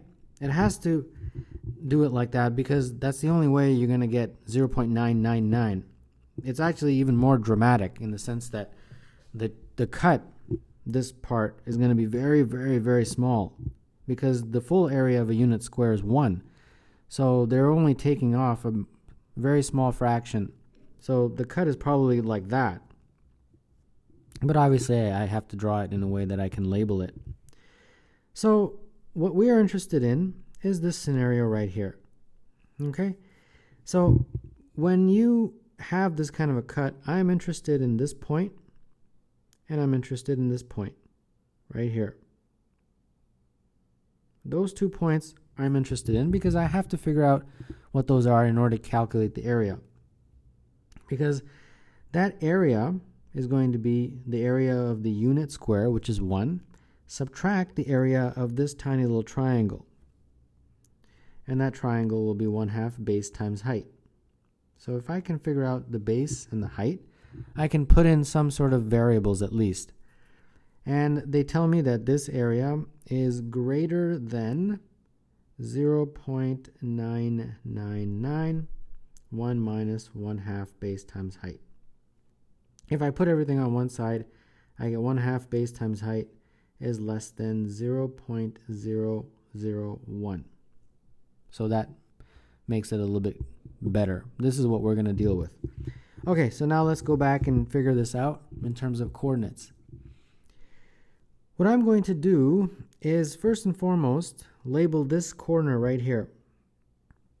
That corner I will just call something. I'll call it AB, let's say. Okay?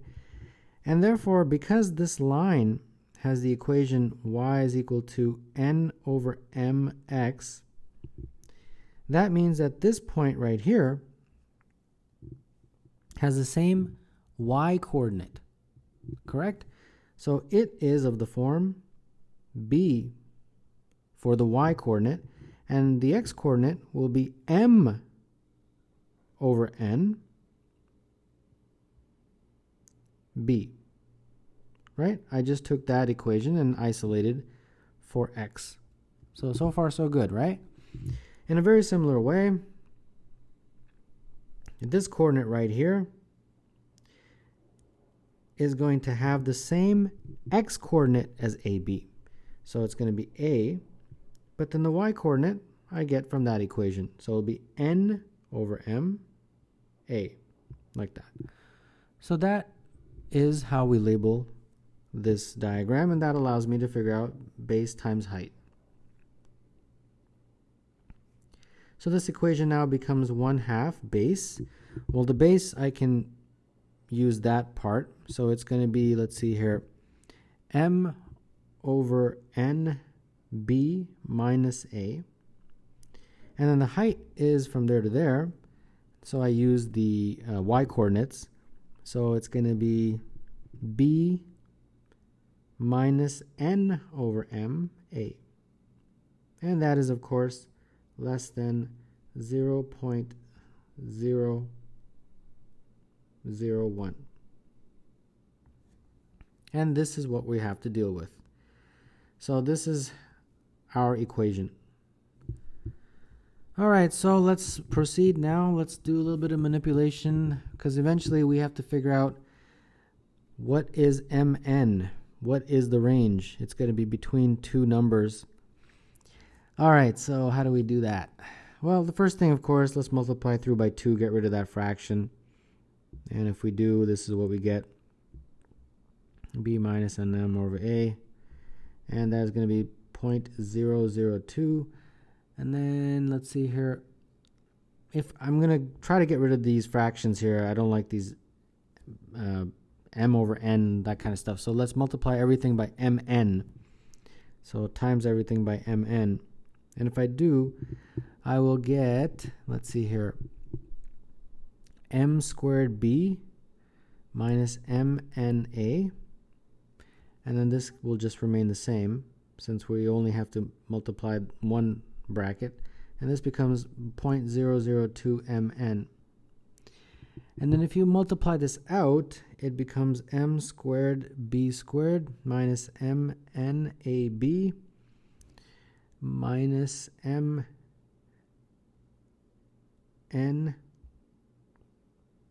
ab plus n squared a squared, and that's less than 0.002 mn. All right, so far so good. Now this guy, obviously we have to factor, and it factors very nicely. mb, mb, and then na, na, like that. And minus, minus, I believe. Yeah, minus, minus. And that is less than 0.002 mn. Okay, so far so good. And then multiply through by 500. That will get rid of that very small decimal.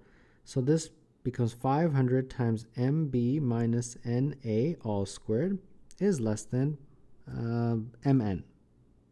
There we go. So we got it down to this form. And keep in mind that m, n, a, and b are all integers. So that's going to be very helpful. So now let's discuss this guy right here. Mn is greater than this, right? And this part is a perfect square. So a perfect square obviously is going to be positive. It could be 0, but 0 would not make any sense, right? It could be, but that would just give us that Mn is greater than 0, and that doesn't help us. If this is 1, it helps us, because that means that Mn would be greater than 500 if this part is 1. Okay, if it's 2, then it becomes very big. If it becomes 2, then it would be 2,000. And that's not helpful. Why? Because look at our answer choices. This is one of those questions where the answer choices really are going to guide us. Mn is only going to be anywhere between 500 and 520. We just identified that it's got to be greater than 500, so we can immediately eliminate A. But we still have to figure out, is it between 501 and 520? So going back, this part here is not useful. So the only way we can figure out Mn's actual range is to look at this guy here and concentrate on that. And in particular, I want MB minus NA to equal 1.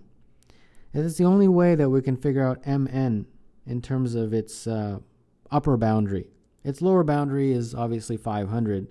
It's got to be greater than 500 because that's positive. But what about its upper boundary? What is it less than? Well, my answer choices tell me that it's anywhere between, what is the 505 and 520. Okay, so that is my sort of range. Okay, no problem. So I've got to figure out 4 integers that when you multiply them and subtract them like that, it equals 1. Now, do I have any help? Yeah, a little bit of help. Not too much help, but the first thing, the question told you that m is between 3n and 2n. Okay? Another thing that we can immediately identify from our diagram is that a and b are both less than m and n, right? If you go back to the diagram, you can see that clearly, that this square right here was somewhere in here. So obviously, this a and b that I chose has to be less than m and n. So that's pretty obvious, I think. But it helps us. So at this point, I will let you do the fiddling around, meaning how to figure this out. I don't think you want to hear me go through every single number from 501 to 502, 503, and that's just going to be very monotonous. But when you do figure that out, right, you get to the following conclusion, that if m is equal to 34 and n is equal to 15, this will work. And the choices for a and b are b equals to 4 and a equals to 9. And if you do that, you can verify 34 times 4 minus 15 times 9. That is 136 minus 135, and that is indeed 1. So now we are interested in m times n. Well, m and n are 34 and 15, and 34 times 15 is equal to 510. So 510 is the upper boundary of this. And of the answer choices, the only one that matches that is right here, and that is choice C for number 25.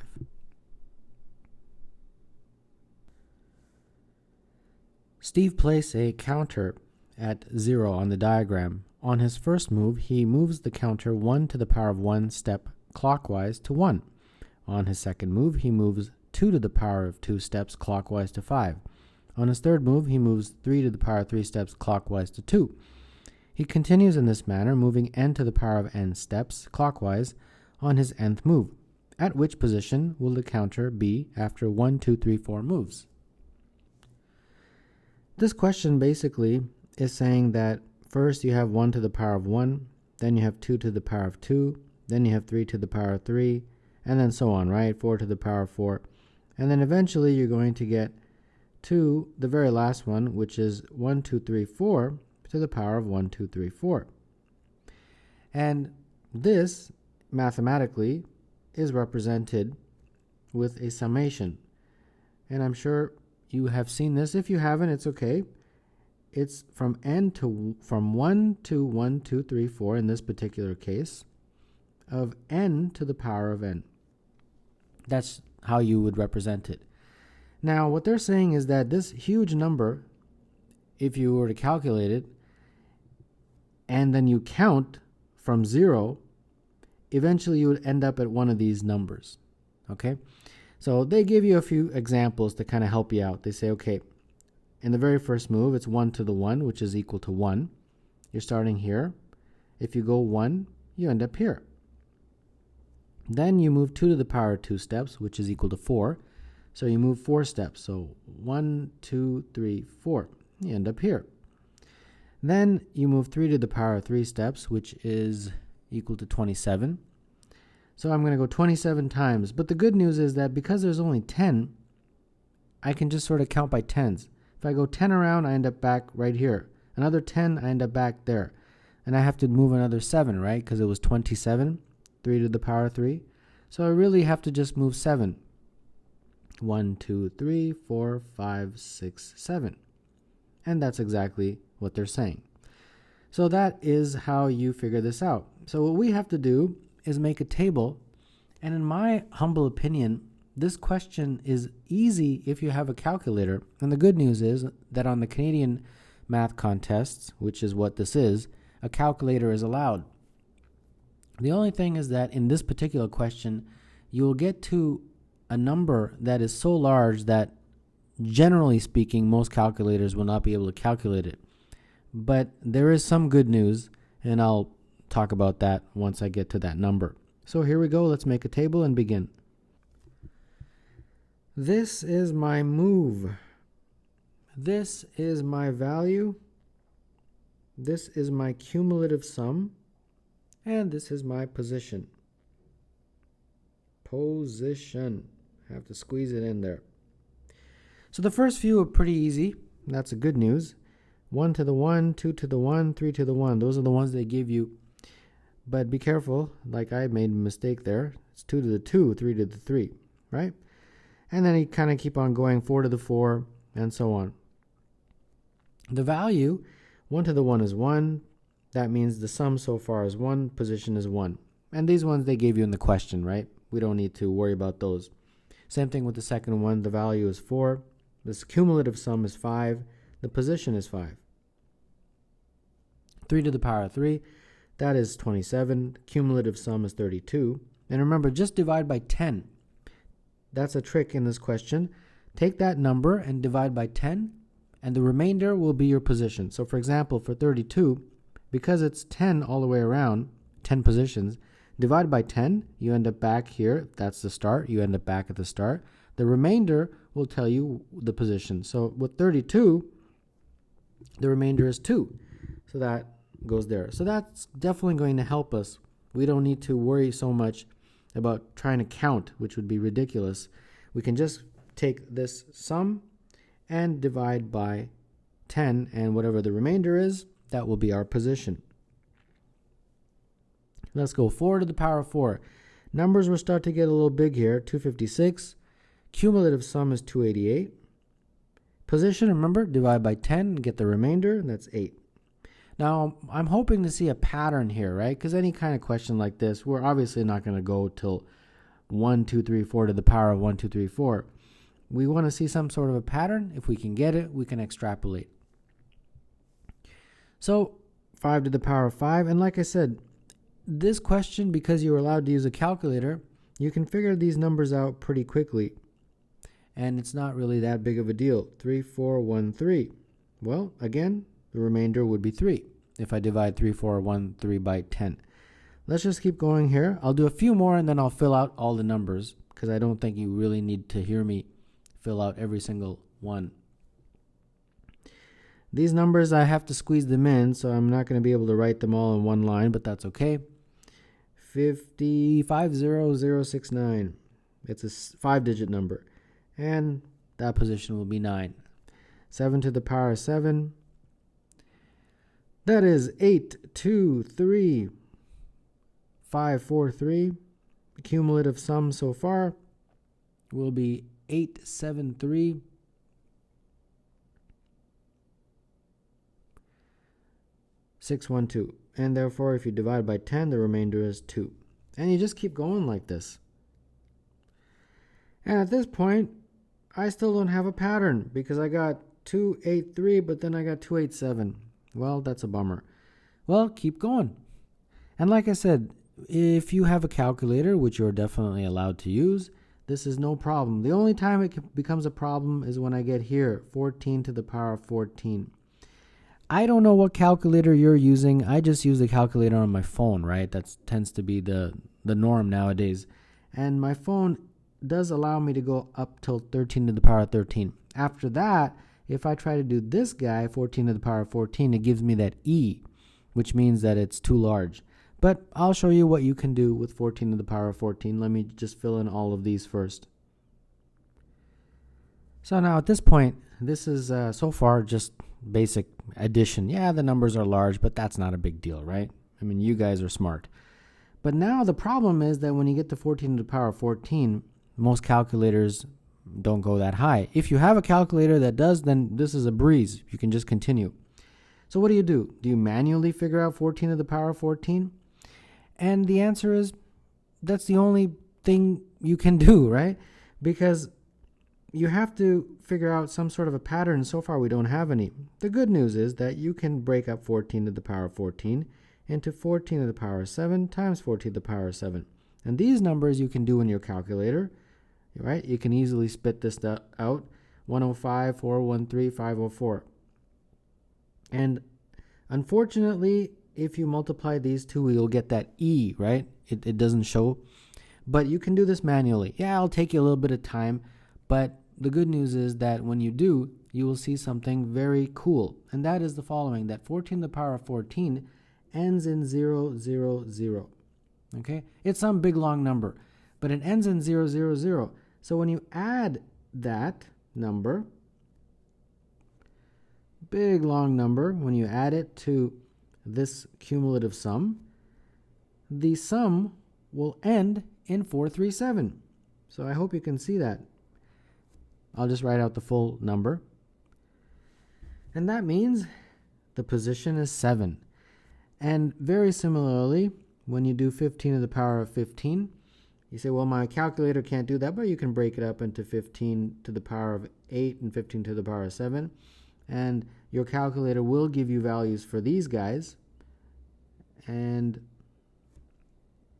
you can manually do this. It takes a little bit of time, but it's the last question of the contest. Of course, it's going to take time. But the good news is that when you do this, you'll quickly be able to realize that, again, the last 3 digits of that is 0. So when you take this big long number, whatever it is, and add it to this, again, the last 3 digits will be 437, and again, you'll have a 7. So, and then it just keeps going like that. If you have 16 to the power of 16, that number also has 0, 0, 0 as its last 3 digits. Same story. When you take that number, add it to this number, the last 3 digits will be 437, therefore the position will be 7. So it's always going to be 7 now. So I hope you can see that it's, in my opinion, with a calculator up until this point, it's just a piece of cake, right? It's just adding numbers. Unless you have a calculator that can calculate these guys, then it's very easy. But if you can't, then you just have to do a couple of manual multiplications, which are not so bad, and recognize that this pattern exists where you get zeros as the last few digits, and therefore the sum will always be 437, 437 like that. And therefore the position will be 7 because you're just dividing by 10 and taking the remainder. So 7 is the answer to this question. Therefore, number 25, it is choice D.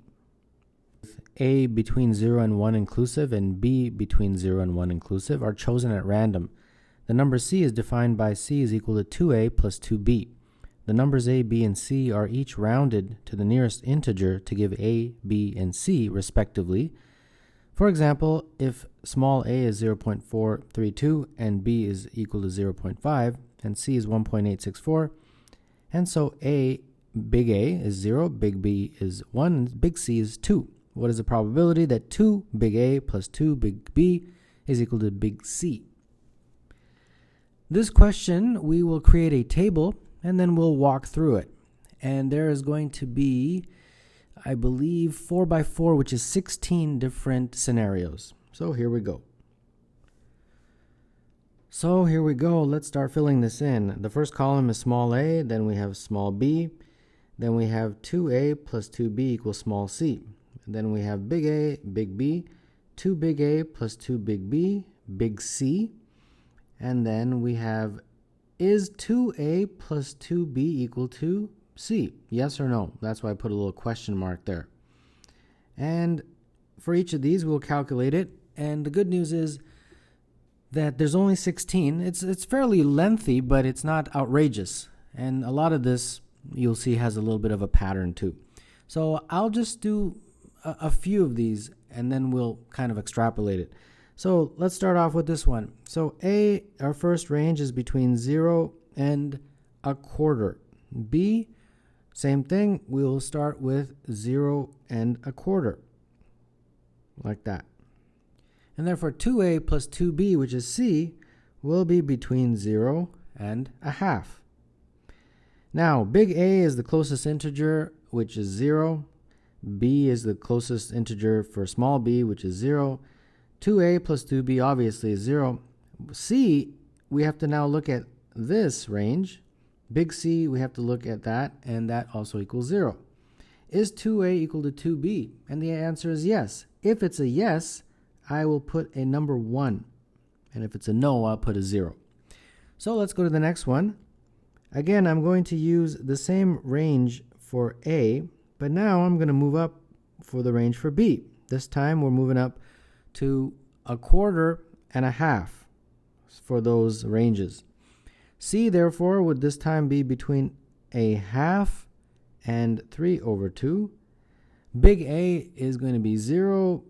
Big B is 0. 2a plus 2b is 0. C, this time, is 1. 2a plus 2b, is it equal to C? No. So because it's no, I put a big 0 there. All right. Let's do a few more. If A is now going to be the same, but I'm going to go up to a little bit higher on the B's by a factor of a quarter. So this is going to be a half, and this is going to be 3 over 4. So now C, therefore, will be between 1 and 2 this time.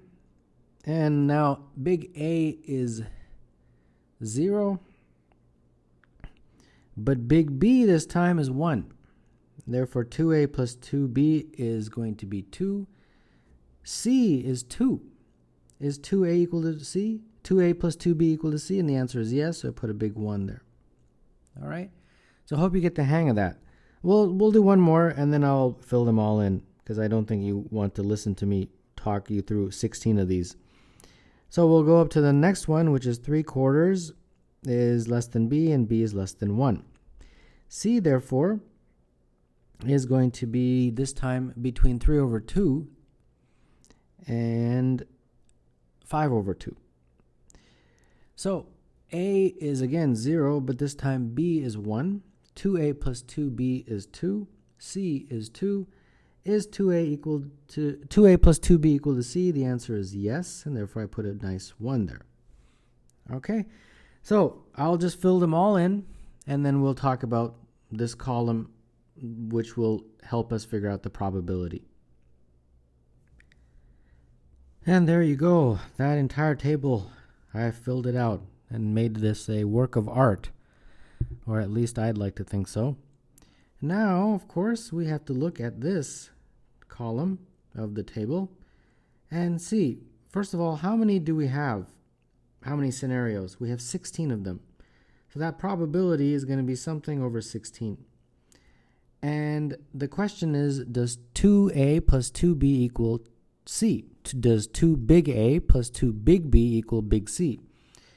Yes, only a few times. Once, twice, 3, 4, 5, 6, 7. 7 times it equals 2a plus 2b equals c out of the 16. So this is the probability for the question 7 over 16.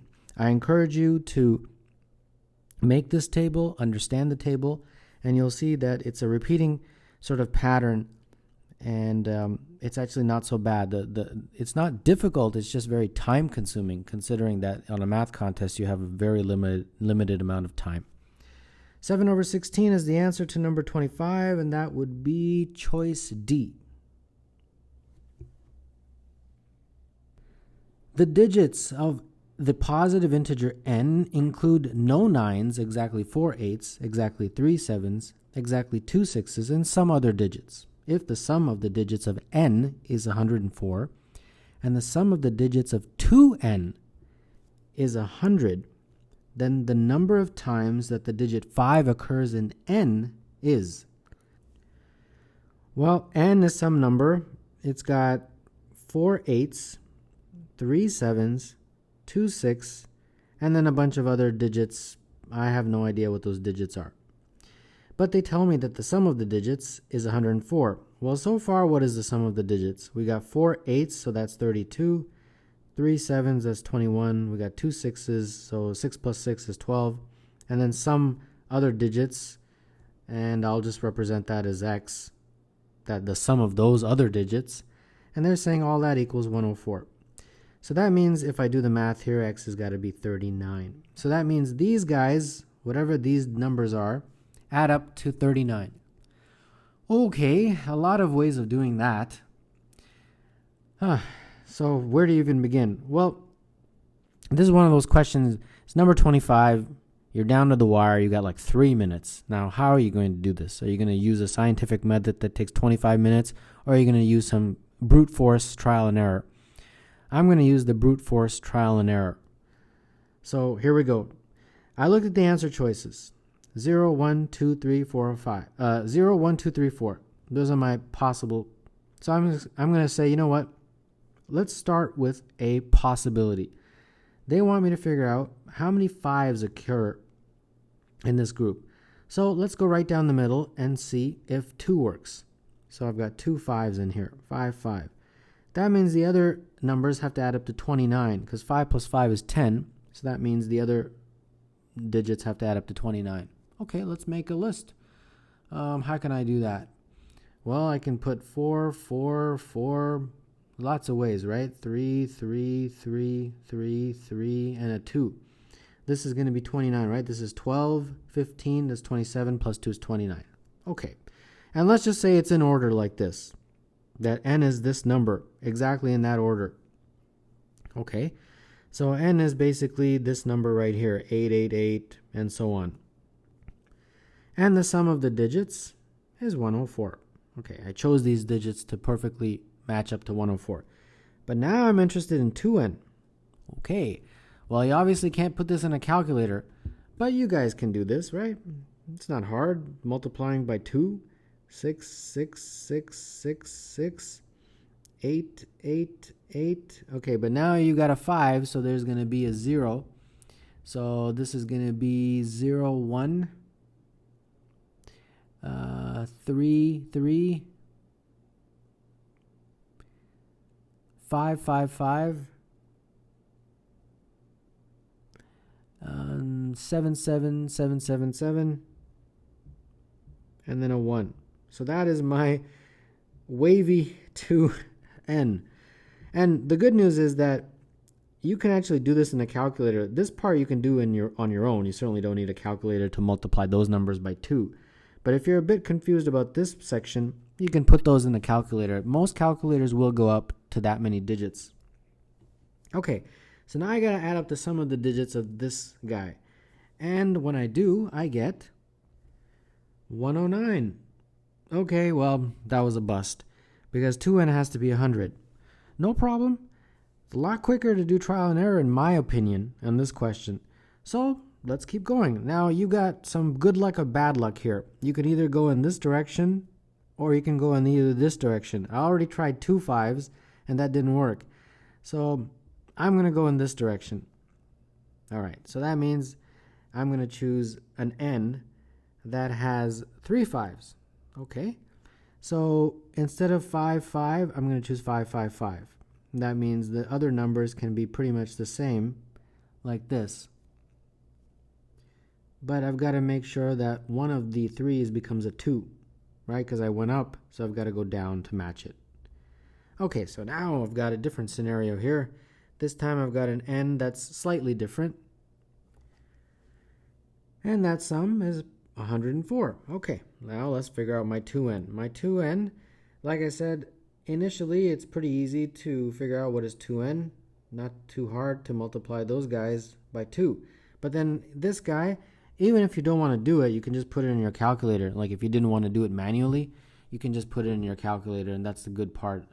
So most calculators will go up to that many digits. So it's going to be 0, 1, 1, 3, 3, and then 5, 5, 5, and then 4 7s, and then a 1. Okay, so another wavy, I don't know why I keep writing it in a wavy way, but that doesn't matter. Now, what is the sum of the digits of this guy? The answer is 100. So you see how it worked out pretty quickly? And it makes perfect sense too. For number 25, which is, usually the hardest or one of the hardest questions, it works out. A lot of it is just trial and error.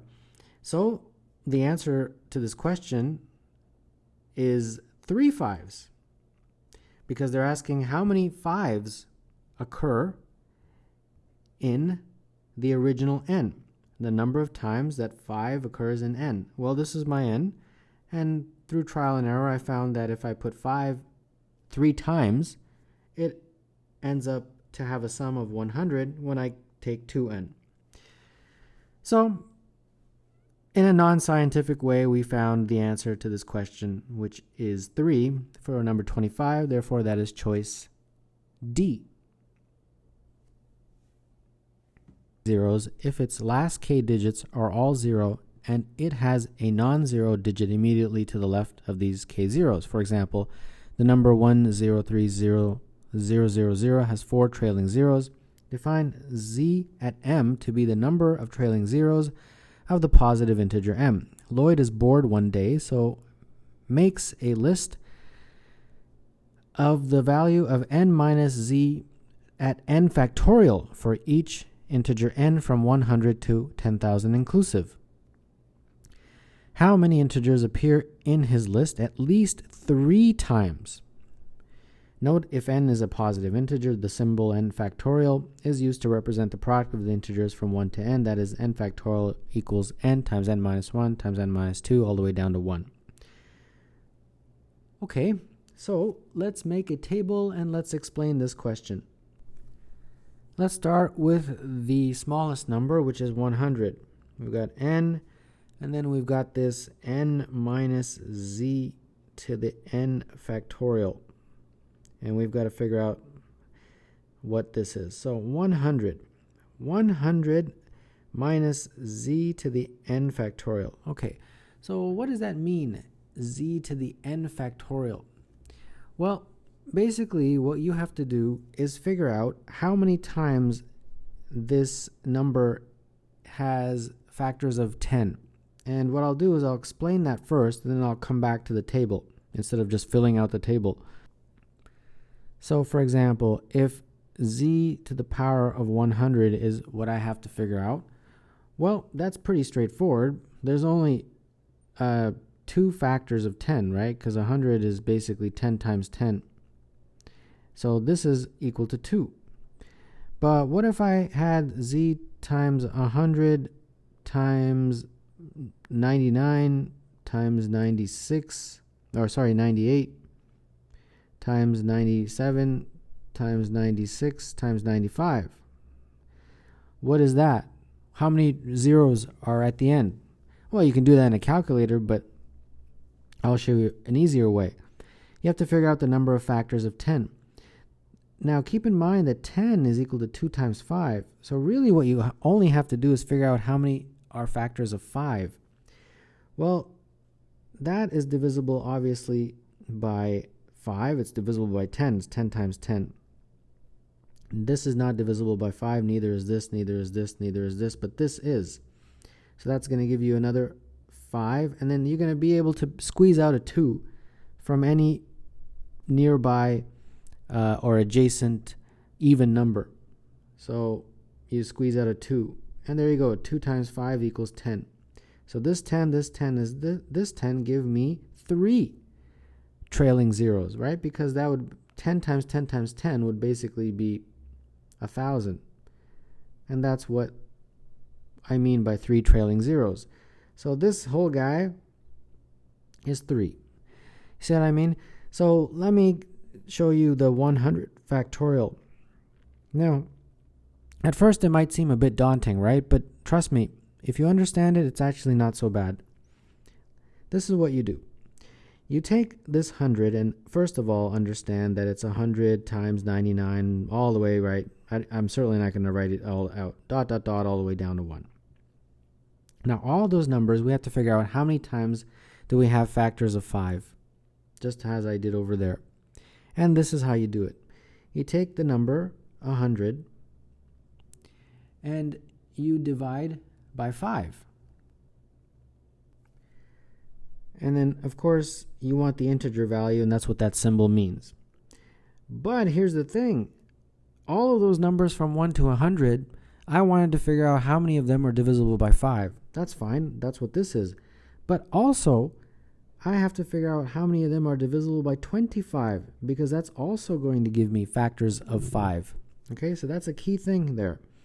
And then I have to figure out how many give me factors of 5 when I divide by the next multiple, which is 125. But in this case, it's not necessary because that's going to be 0, basically, because 100 is smaller than 125. So I don't need to worry about that right now.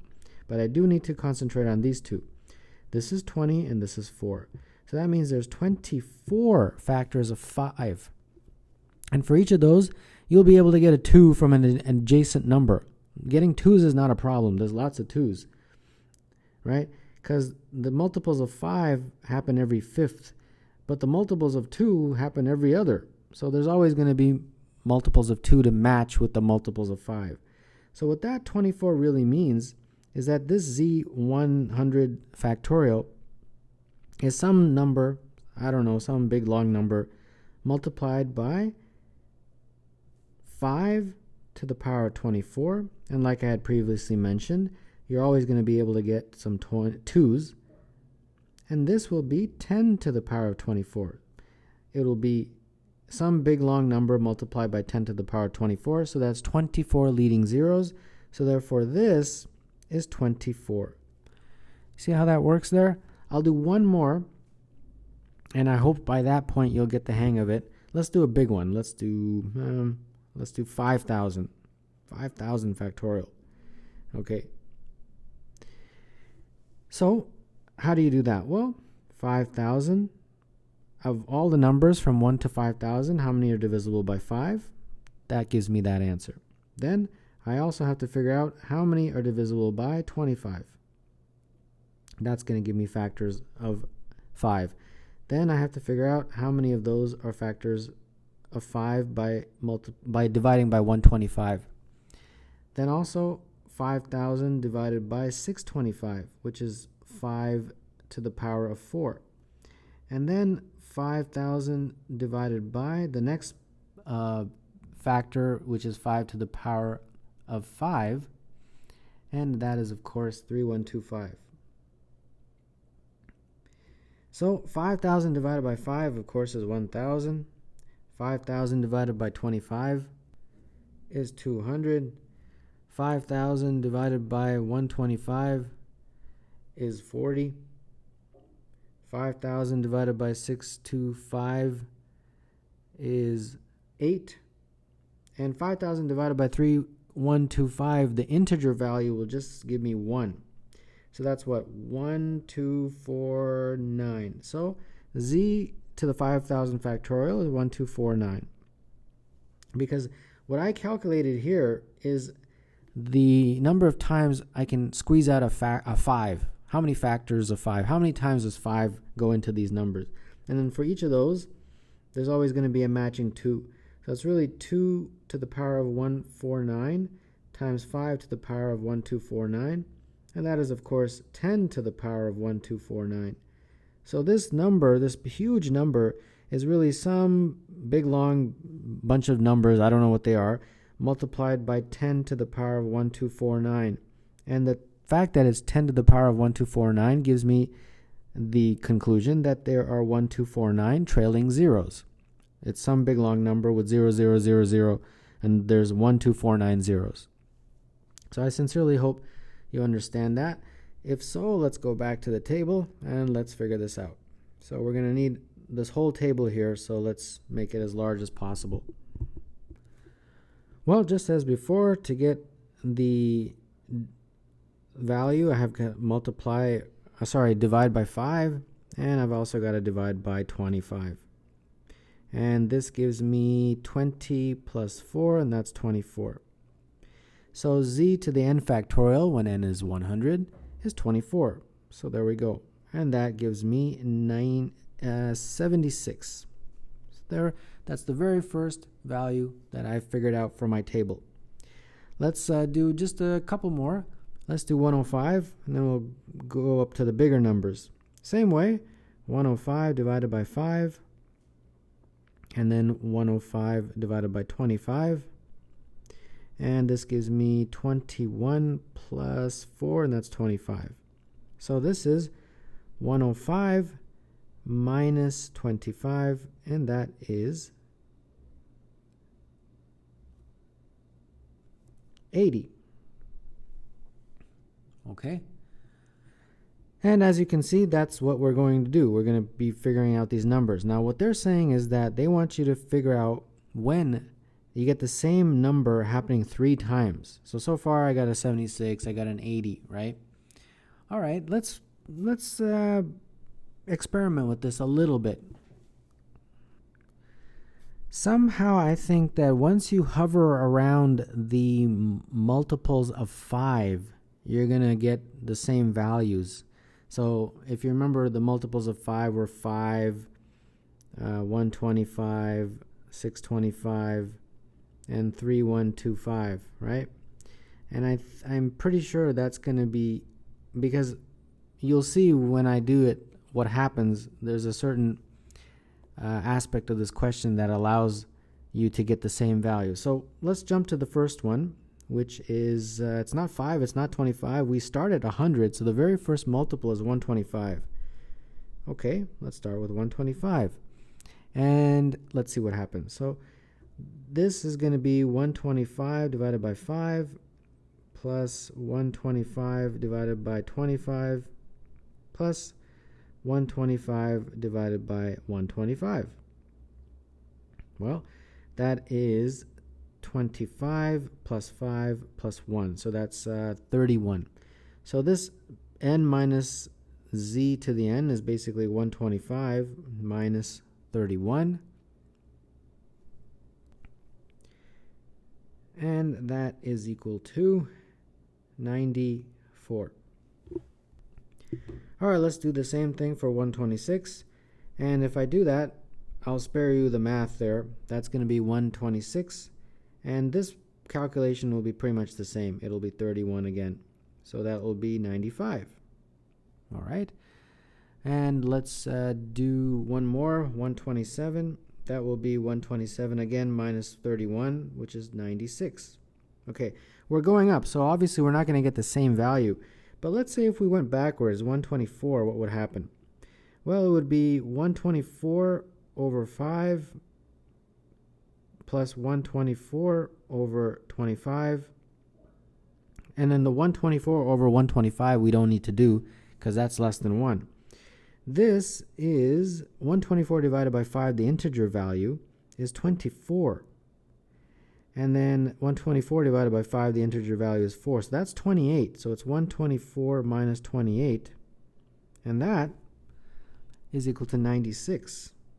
Well, here we go. It's the first time in the question we got anything that remotely approaches what we want. We got two values that are the same. That's good. But what we want in the question is 3 times that the same integer appears. So this scenario is sort of a start. This is good. Same integer appears twice. We want a scenario where the same integer appears 3 times. Okay. So I hope at this point of the question you're kind of getting an idea. And since I hovered around that 125, let's hover around the 625, which is the next multiple of 5, and see what happens. All right, so I will just do the first one, and then I'll let you do all the other ones, but I'll walk you through it, of course. So I've got to figure out, again, this whole thing, right?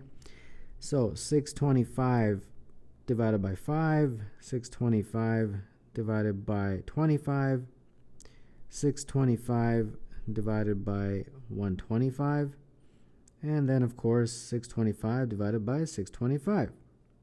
So this is going to give me how many times 5 is a factor, and that represents how many times 10 is a factor. Well, 625 divided by 5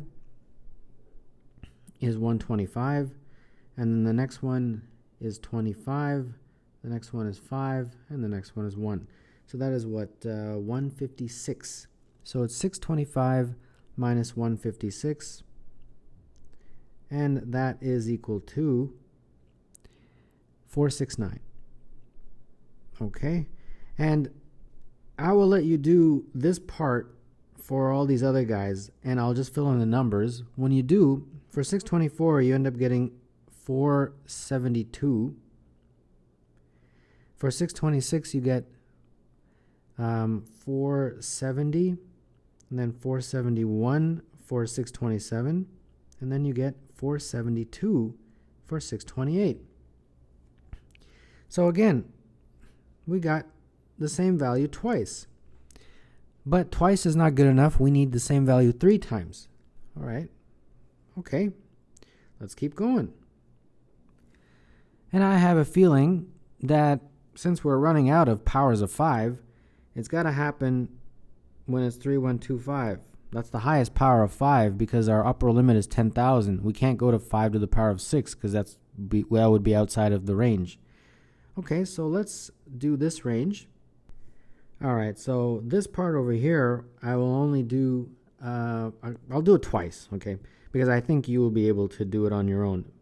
So 3125, I'm going to be very interested in knowing that one. Well, it's 3125 minus this z to the n factorial. How do you figure that out? Well, 3125 divided by 5, that integer value, plus 3125 divided by 25, that integer value, plus 3125 divided by 125, plus 3125 divided by 625, and finally plus 3125 divided by 3125. Okay, well, this is it says 625 plus 125 plus 25 plus 5 plus 1, and that is 781. So this is 781, and that is equal to 3125 minus 781 is 2344. 2344. Okay, so I think this part you're an expert on. You certainly don't need me to walk you through every single number. That would be just painful. I think you can figure it out. You're doing pretty much the same thing. The only difference is instead of putting in a 3125, you'd put in a 3124, and then you'd put in a 3123, and then so on. So when you do that, you subtract from these numbers, these are the numbers that you get. 3119 minus this whole thing for 3119 comes out to 775. And that is 2344. All right? And then when you do it for 3120, when you do this whole thing, it comes out to 776. So that gives me 2344 4. Yeah. And then I'll just fill in the other ones. This is 2, 3, 4, 5. This is 2, 3, 4, 6. This is 2, 3, 4, 7. And this one is 2, 3, 4, 8. And then for 3, 1, 2, 6, it becomes 2, 3, 4, 5.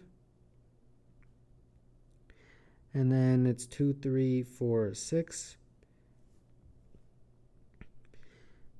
2, 3, 4, 7. And then 3, 1, 2, 9, it was basically 3, 1, 2, 9 minus z at n. And that if you did this whole thing for 3, 1, 2, 9, I'll just give you the number. It's 781 again. So that basically came out 2, 2, 3, 4, 8. And then if you do the same thing, it's 2, 3, 4, 8 for this also.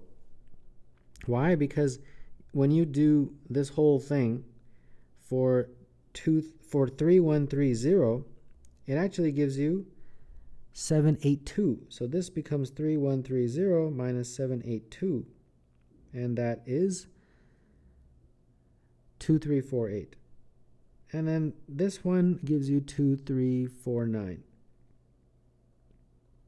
Okay, so now we're in business, because as you probably have seen, the same number appears this time 3 times. 2344 appears once, twice, and 3 times. There we go. And then there's another one that appears 3 times. It's 2348. 2348 appears once. 2348 appeared twice. And one more time up here. There we go. So 2 numbers appeared 3 times. 2, 3, 4, 4, and 2, 3, 4, 8. Both appeared 3 times. The question is asking how many numbers appear 3 times. So far we found 2. Well, I don't want to torture you by doing this again. I did it for 3125. The good news is the next number that it works for is 3125 times 2. And the next number that you get the same scenario is 3125 times 3. Basically multiples of 3125. For this guy, very similar. You will get 2 integers that appear 3 times. So just like how I got 2 integers that appear 3 times, when you do the exact same thing for 3125 times 2, you'll get 2 integers. So you'll get 1 integer, we'll just call it n3 and n4. This is n1, let's say, and n2. And then if you do the same thing for 3125 times 3, again, you will get 2 integers. You'll get an n5 and an n6. And those will appear 3 times. Identical process to what I did right here. Nothing different. And you can do that in your spare time. Just like Lloyd, you can do it too. So how many do I get? I get 1, 2, 3, 4, 5, 6 integers that will appear 3 times each. And that is the answer to this very challenging question. Number 25, the answer is E. Point P is on the y-axis and y-coordinate greater than 0 and less than 100. A circle is drawn through P, Q, 4, 4, and 0, 0. How many possible positions for P are there so that the radius of the circle is an integer? All right, let's draw a diagram and illustrate this. Well, here's such a circle. We'll label this point P. I'll just call it 0, small p, like that.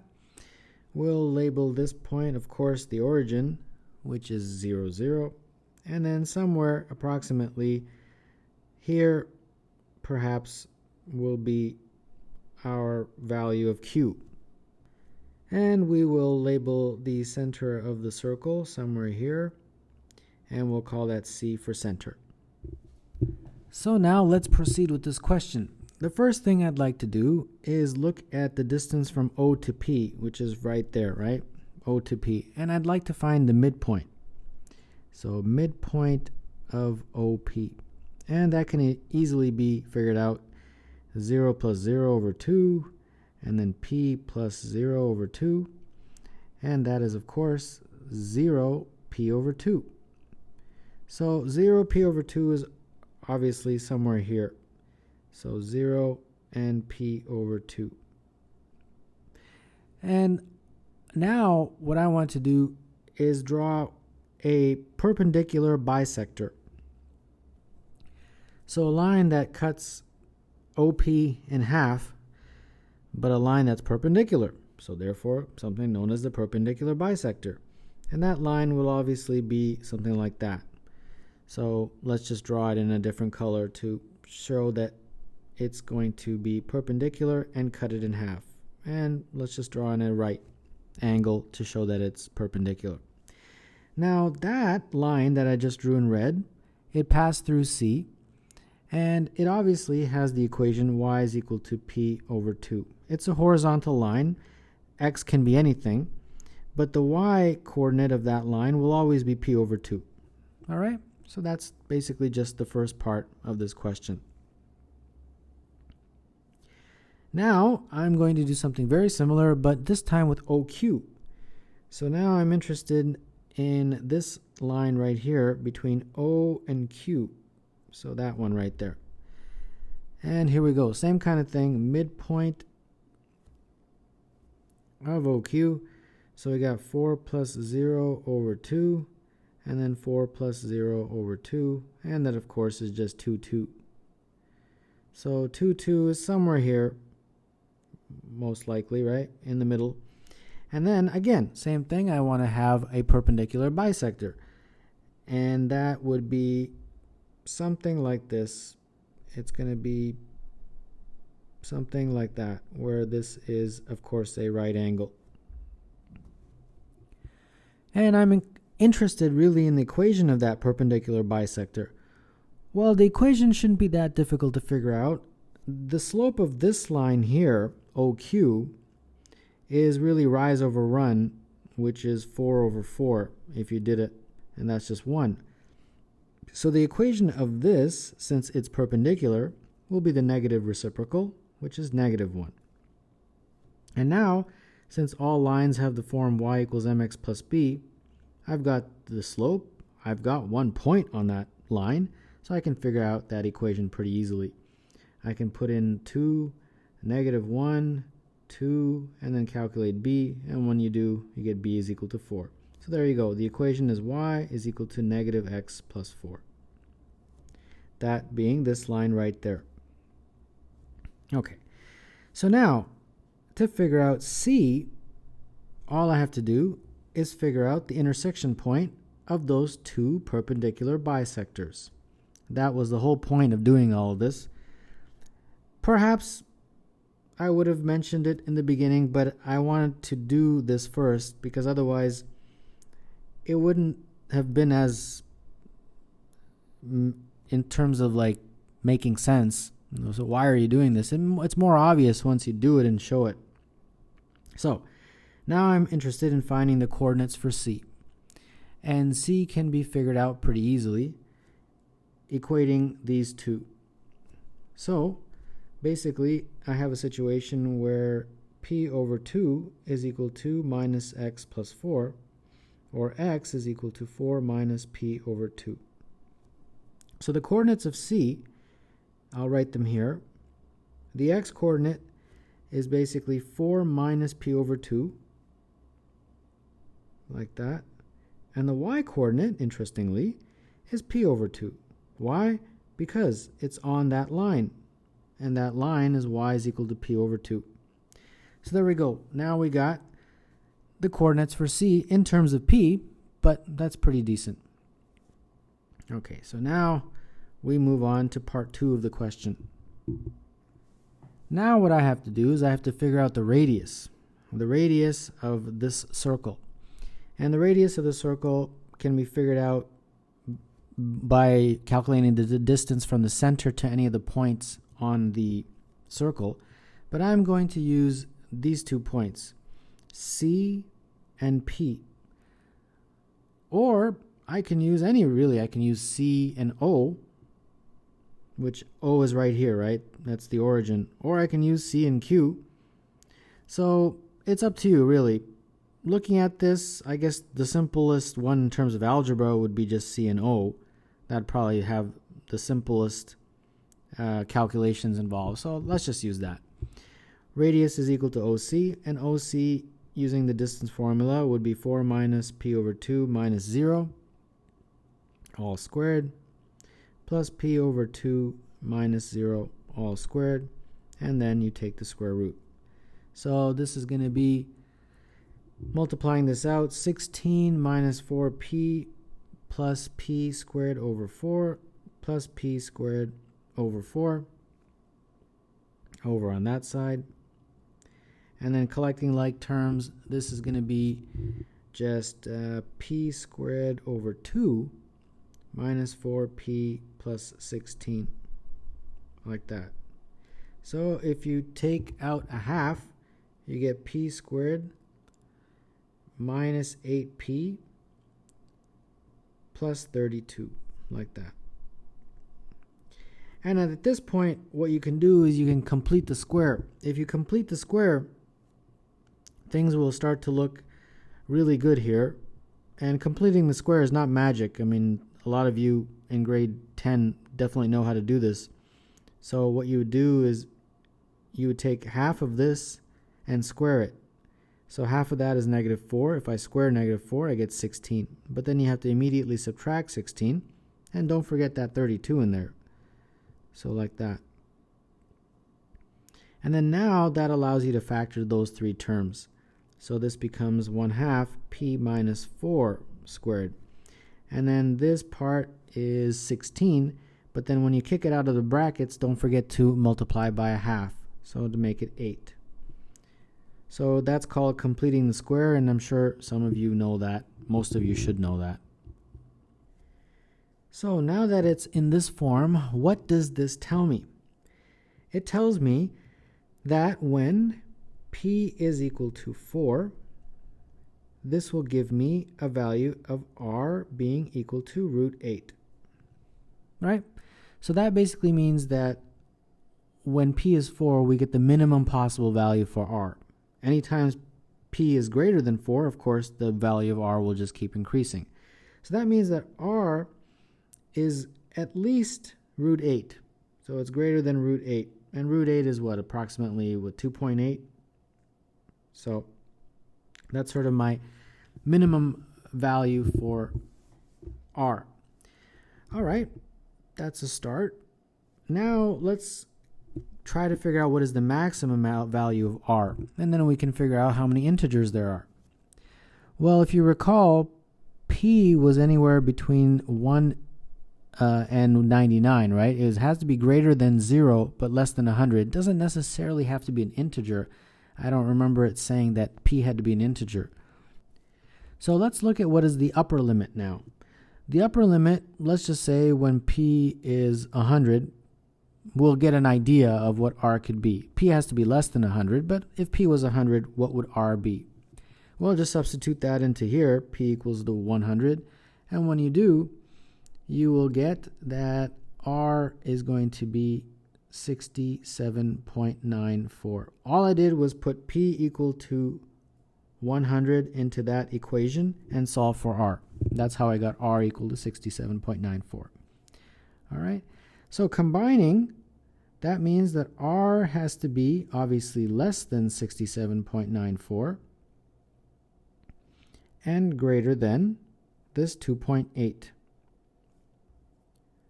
So that means R, in terms of the integer values, because R has to be an integer, is anywhere between 3 and 67. Okay? So how many integers are there between 3 and 67? Well, 65. 65 values of R are possible. But the question is not asking how many possible values are there of R. They're asking how many possible values are there of P. Now you might say, okay, well, perhaps for each value of P, I get one value of R. Is it like that? If so, the answer would be 65 values of P. Well, what we need to do is look at the graph of this to get an understanding of the relationship between R and P. So here we go. This is a graph of this function basically. And you don't necessarily need to draw it. I just wanted to include it to further explain this question. As you can see, and this will be the axis for P, and this axis is R. And P is between, as you can see, 0 and 100, and R, well, it keeps on going. When you look at this graph, hopefully you will see the following relationship, that if I made a little table, let's say R and P, and kept going like that, that when P is 0, R will be 4. Now P has got to be greater than 0, so that value of R doesn't count. But when you get to a certain P1, you will get R being 3.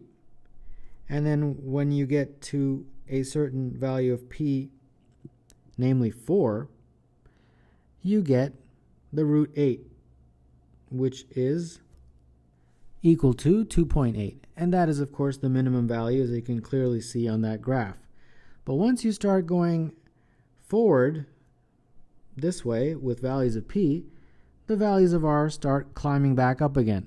So whatever it is, some value of P will give me 3, and then some value of P will give me 4, and then so on and so forth, dot, dot, dot. Eventually, I'll get to some value of P, I don't even know what number we're up to now, let's just call it Pn, will give me the highest value of R, which is 67. So I'll put that in here, 67. So this is a understanding of how R and P work. You will get a whole bunch of values of P that correspond to integer values of R between 3 and 67, and that's 65 values of P. But if you look at this part of the graph, you'll notice that there's one additional, and that's this one right here.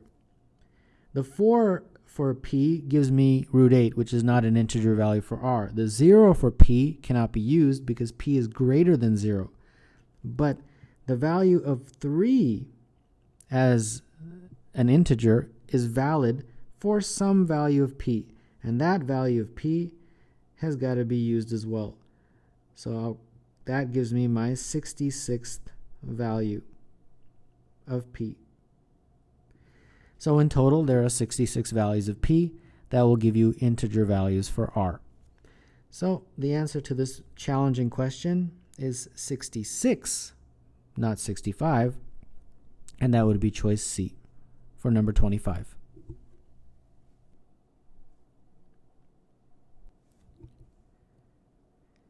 Rectangular prism PQRS WTUV has a square base PQRS. Point X is on the face TUVW so that PX is equal to 12, QX is 10, RX is 8.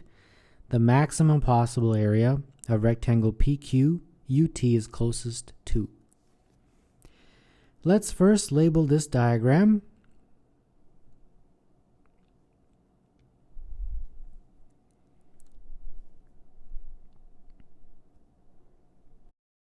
Let's say that point X is right here represented by that red dot. So that is X. So we will join P to X, Q to X, and R to X. And then what I will do is I will drop a perpendicular directly down from X to the base, right here to that base. And I will then connect P to that base, and it will be exactly the same spot on the bottom base as the top base. So once I connect it to P, Q, and R, it will look like that. Now, this diagram is going to get pretty messy, so I will avoid anything other than the distances, which are 12, 10 for QX, which I can squeeze in right there, and 8. Now at this point what I'll do is, instead of working with that diagram, which will get very messy, I will draw the square base PQRS over here. So just like this. So all I've done is just taken PQRS and shown you sort of a bird's eye view. And that point that is right here, it represents straight down from X. Now I could call it X, but I'll call it Y just to avoid any confusion. So that's this point right here. So on my diagram, it will be somewhere around here. It doesn't really matter where you draw it, as long as you sort of understand the question. So where it is located is not really important. It's the mathematics that will determine the answer. So approximately there, let's say. So let's label this now. This is Y. And now we need to draw in some letters to help us with the algebra that's involved. Now, first of all, let's keep in mind what it is that they want us to figure out. They want us to figure out the maximum possible area of PQUT. PQUT is right here. So if this is the length, this is the height, so the area of that would be L times T. So they want you to figure out basically the maximum value of that. So maximize L times T. Now, L is that length, but the base is a square, so that is also going to be L. So this is L, and this is L, correct? And since this is a height, this distance from X down to Y is also the height. So I can just squeeze in the H right there. Okay. Now let's go back to this diagram here and start labeling this so that we can do some algebra. The first thing I'm going to do is draw some perpendiculars, these types of perpendiculars, from that point called Y to the other side. So there's one perpendicular, 90 degrees. Here's another perpendicular, 90 degrees. And let's start labeling this now. I don't want to introduce too many variables, only enough variables that are necessary. So first, we'll call these distances A, B, and C. All right. And then we're going to have to label a few more. But first, let's work with those three so we can take this one step at a time. So P to Y, I had labeled A. Q to Y, I have labeled B. And R to Y, I had labeled C. So let's carefully look at any Pythagorean relationships, and we've got a few of them.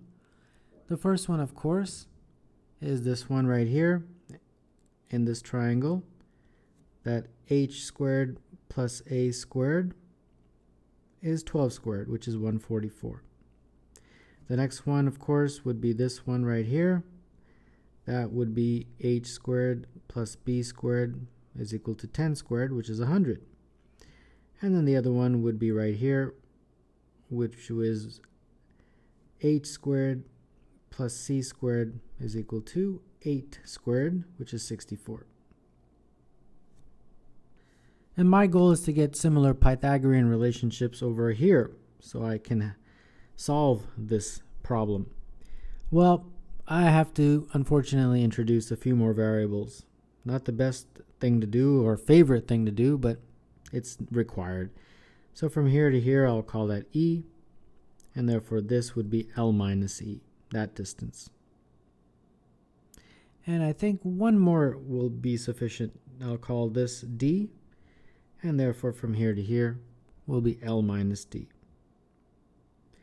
And then therefore from here to here is also E, and from here to here is L minus D. All right. So now, what can we get from Pythagoras? this triangle gives us a relationship with b in it. So I'll put it in this section. E squared plus L minus D squared is equal to B squared. And then for A, to put in this column of the diagram, we can use the triangle here. That would give me E squared plus D squared is equal to A squared. And then to put here, I'm going to use something with C, obviously, and that's this guy right here. So that would be L minus D squared plus L minus E squared is equal to C squared. All right. So now let's see what we can get. We can make some substitutions at this point. So for example, for A squared, we can substitute this guy. So we can just put H squared instead of A squared, E squared plus D squared, and that's equal to 144. All right. And in a very similar way, instead of B squared, we can put all this. So it would be H squared plus E squared plus L minus D squared is equal to 100. And very similarly, instead of C squared, we can put this, and that would give me H squared plus L minus D squared plus L minus E squared is equal to C squared. Or sorry, 64. Okay, so now we've got those.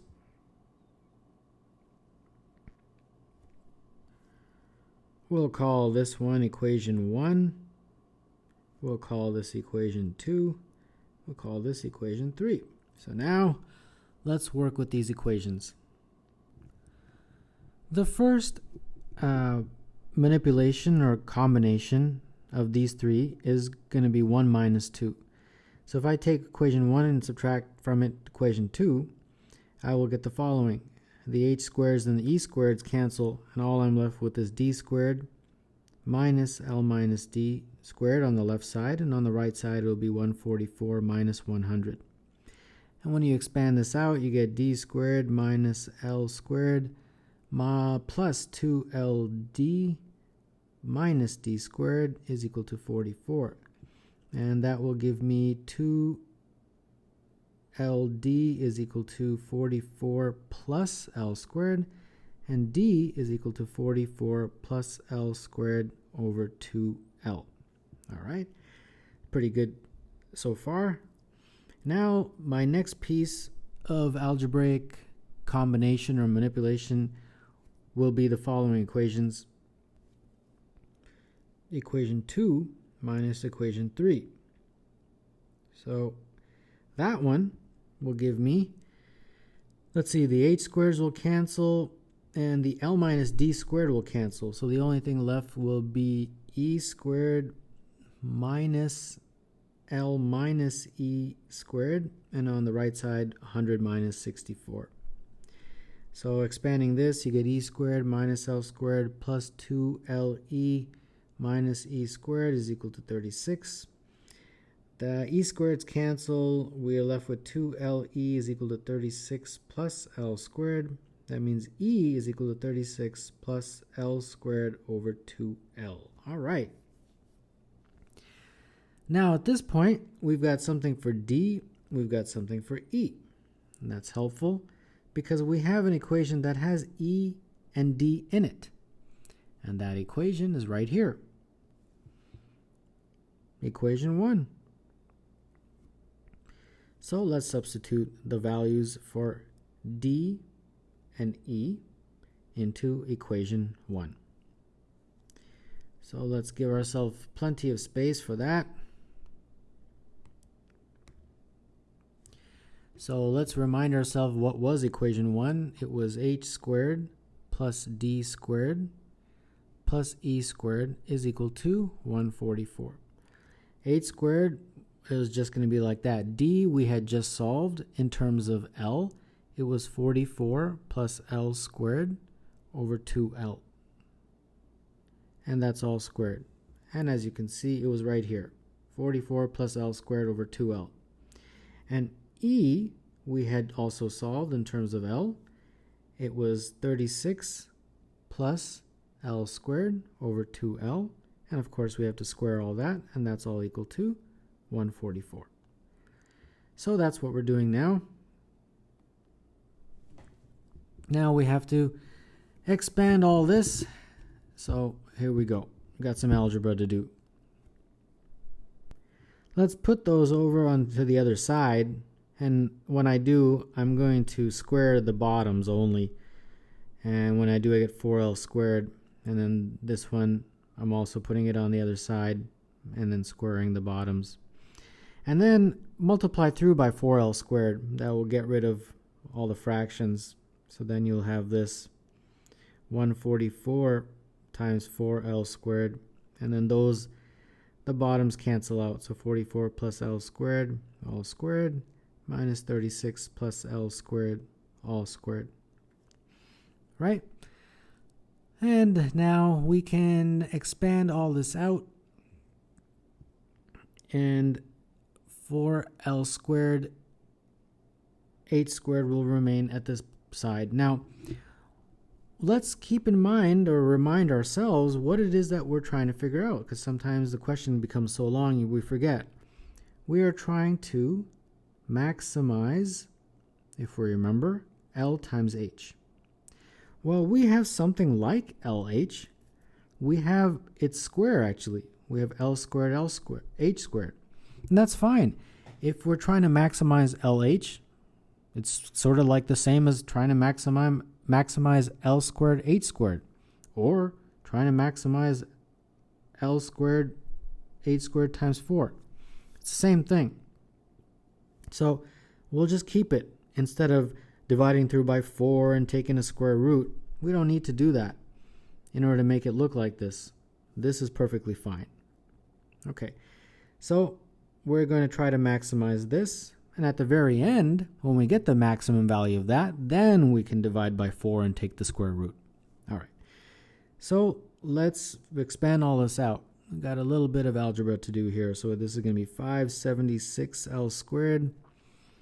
And let's see here, minus 44 squared plus 88L squared plus L to the power 4 minus 36 squared plus 72L squared plus L to the power 4.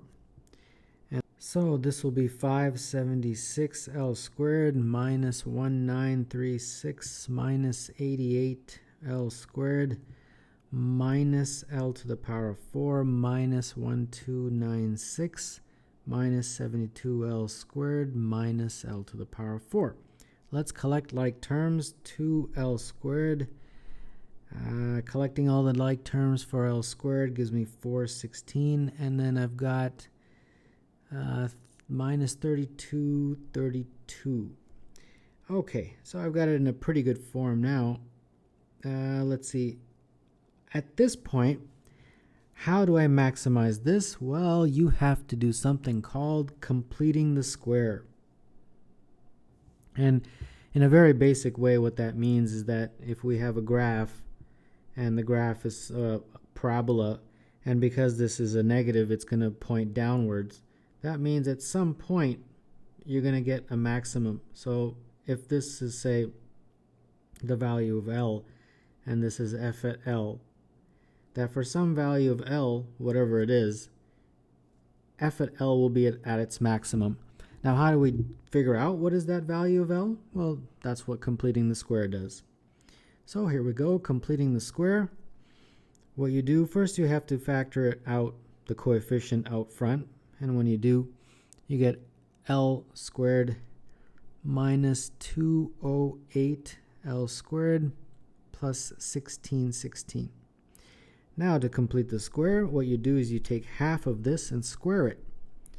So this becomes 208 L squared, remains that. But now what you do is you take half of this and square it. Half of that is 104, and then you square 104. So plus 104 squared. And then immediately you have to subtract it, because you can't just add something. And then, of course, don't forget that 1616. What this does is allows you to very nicely factor those three. And when you do, it becomes L squared minus 104 squared. And then you have to kick these guys out of the brackets, these guys. But when you do, you have to remember to multiply by that guy. Don't forget that. So it becomes plus 2 times 104 squared minus 2 times 1616. So this is minus 2 L squared minus 104 all squared. And this becomes 21632 minus 3232. And finally, that is going to be minus 2 L squared minus 104 squared plus 1840. And let's not forget what that was. It was 4L squared, 8 squared. Okay, so now we are pretty much done with the question. This means that when L squared is equal to 104, right there, that part becomes 0, and it makes this have the maximum value. Max value is 18400. For what? For that function, which is equal to 4L squared, 8 squared. Okay? So, let's figure out now what is the value of just LH, because remember we had to maximize LH. All right, so we got that 4L squared, 8 squared has a maximum value of 18400. And that happens when L squared is equal to 104. Well, divide both sides by 4, and you will get 4,600. And then take the square root of both sides just to get LH. And when you do, you get 67.823. And there you go.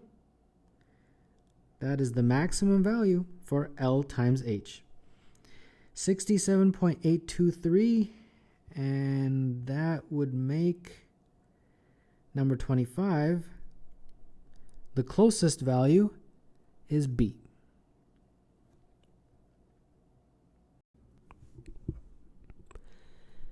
A new language uses only the letters A, B, C, D, and E. The letters A and E are called vowels, while the letters B, C, and D are called consonants. A sequence of letters is called a word if it does not include the same letter twice in a row and does not include 2 vowels in a row. How many words are there in this language that are 10 letters long and that begin with a vowel? Okay, so let's make a little table. Let's say N represents the number of letters in the word. Number of letters in the word.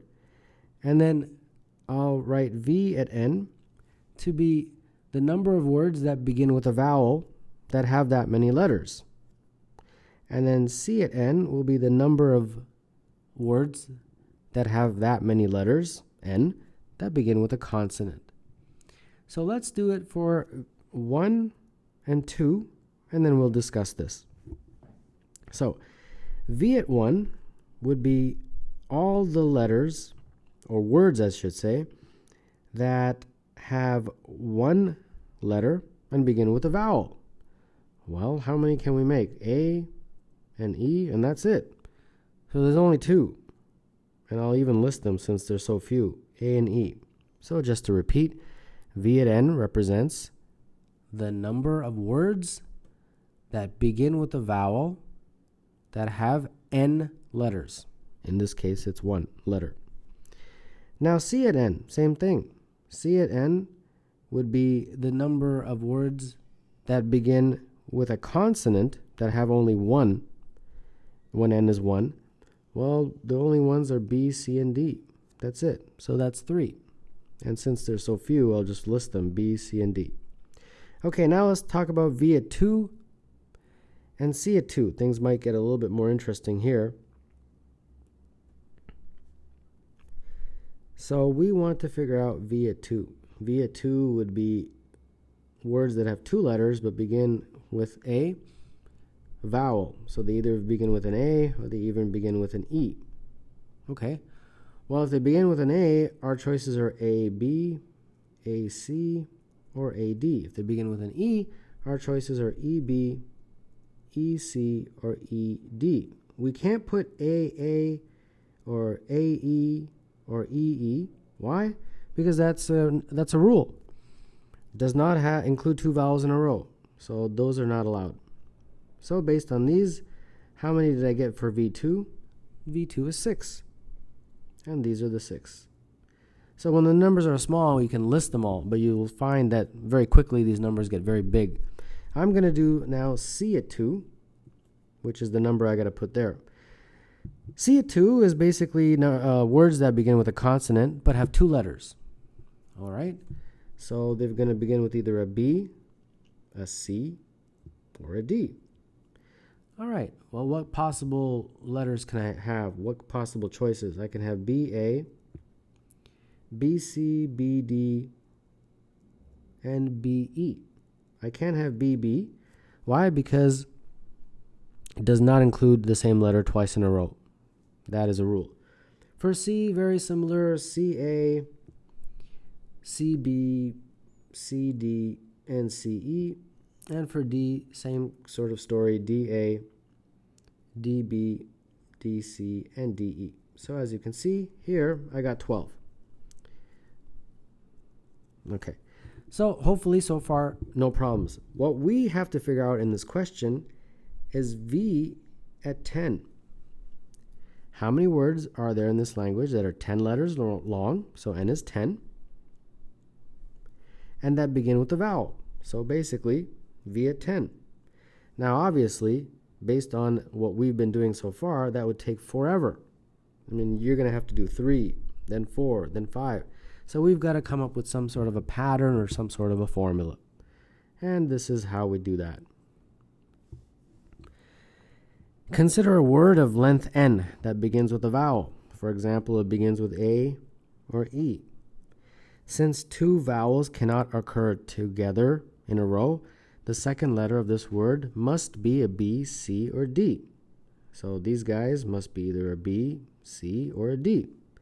That means that every word of length N that begins with a vowel can be transformed into a word of length N-1 that begins with a consonant by removing the first letter.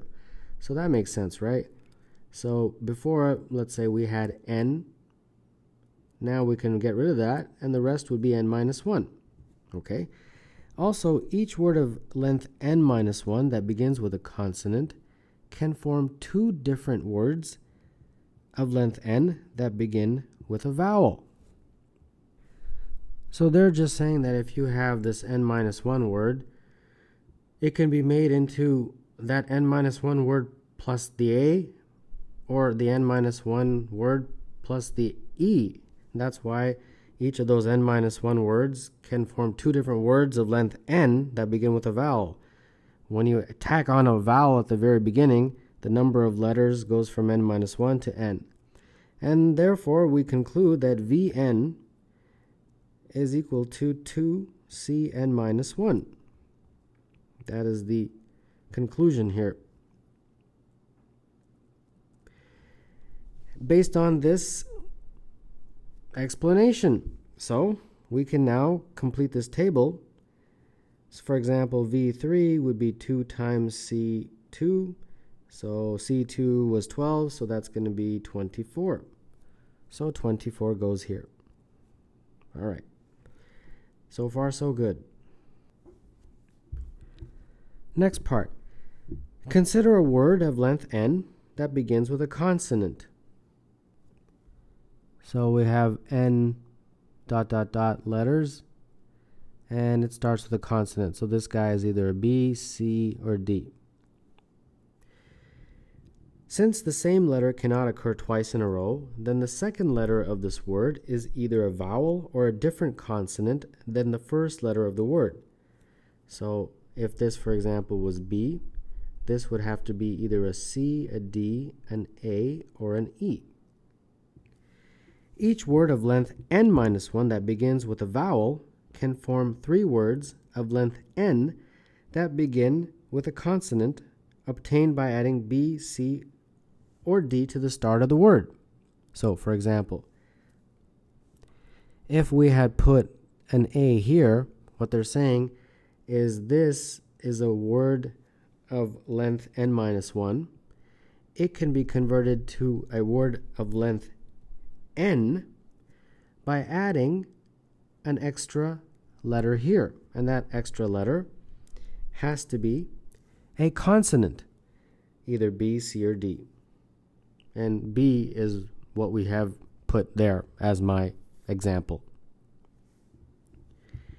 Also, each word of length n-1 that begins with a consonant can form two words of length n that begin with a consonant obtained by adding each of the consonants other than the one with which the word of length n-1 starts. So what that means, that if you have a consonant here, say C, well, that is a word of length n-1 from here to here, but you can make a word of length n by adding a letter here, and that letter can be one of the other two consonants. Can't be C, but it can be either D or B. So that's what they mean by this explanation right here. So when you combine those two facts here, you get this formula, that C at n is equal to 3 times V at n-1 plus 2C n-1. So for example, C at 3 would be equal to 3 times V at 2 plus 2 times C at 2. So that would be 3 times V at 2, which is 6, plus 2 times C at 2, which is 12. And that is equal to 18 plus 24, which is 42. So the 42 goes here. And then you just continue to make that list using these two formulas. These three I had already made. You just continue making the list as follows. And what we are interested in is when n is equal to 10, what is the value of V at n? And in particular, that would be V at 10. V at 10 in this list, as you can see, is right here.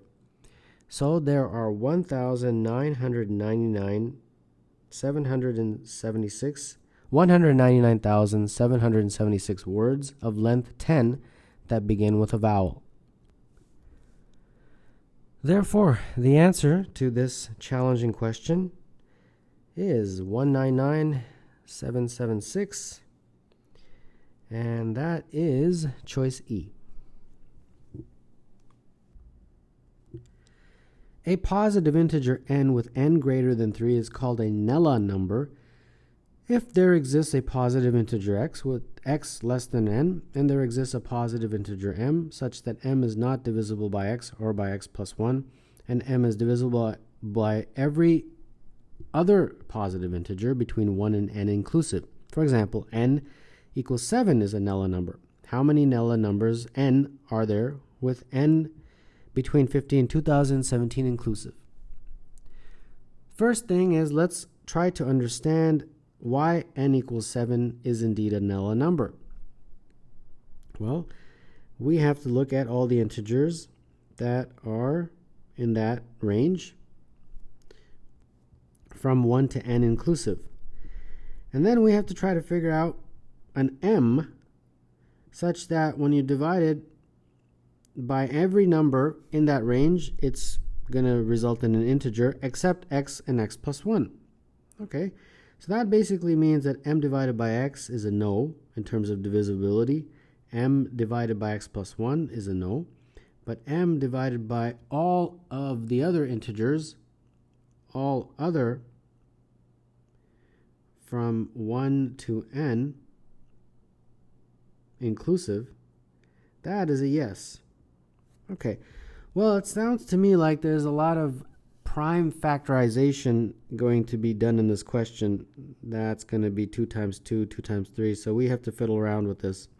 Okay, and after you put some thought, you come to the conclusion that if m is equal to 42 and x is equal to 4, this is going to be a y, this is an L number. So for example, m is 42, right? So 42 divided by 4, that is a no. It's not divisible. How about m divided by x plus 1? 42 divided by 5 is also a no. But 42 can be divided by all the other guys, which are 1, 2, 3, 6, and 7. So basically, we had to find the least common multiple of 1, 2, 3, 6, 7. And that was how I got 42. It was basically the LCM, which is 2 times 3 times 7, which is 42. Least common multiple. All right, so I hope that makes sense. You have to understand the question before we actually tackle this whole big monster there. So when you, after some analysis, you can conclude 2 very important rules. The first rule is that x and x plus 1 are going to be either a power of 2 or a power of a prime. So either they're going to be powers of 2 or the power of a prime. So for example, in our little scenario up here, if you noticed x was equal to 4, which is indeed a power of 2, it's 2 squared, and x plus 1 was 5, which is a power of a prime. Well, it's just 5 to the power of 1. The second conclusion is that n is smaller than the next power of 2, because they told you in the question that x is less than n. So for example, x in our little scenario up here was 4, and that's got to be less than 7, which is what n was up here. And obviously n is smaller than the next power of 2. The next power of 2 would be 2 to the power of 3, since that was 2 to the power of 2, and 2 to the power of 3 is 8. So this inequality must hold true. And these are the 2 rules that we need to abide by to solve this question.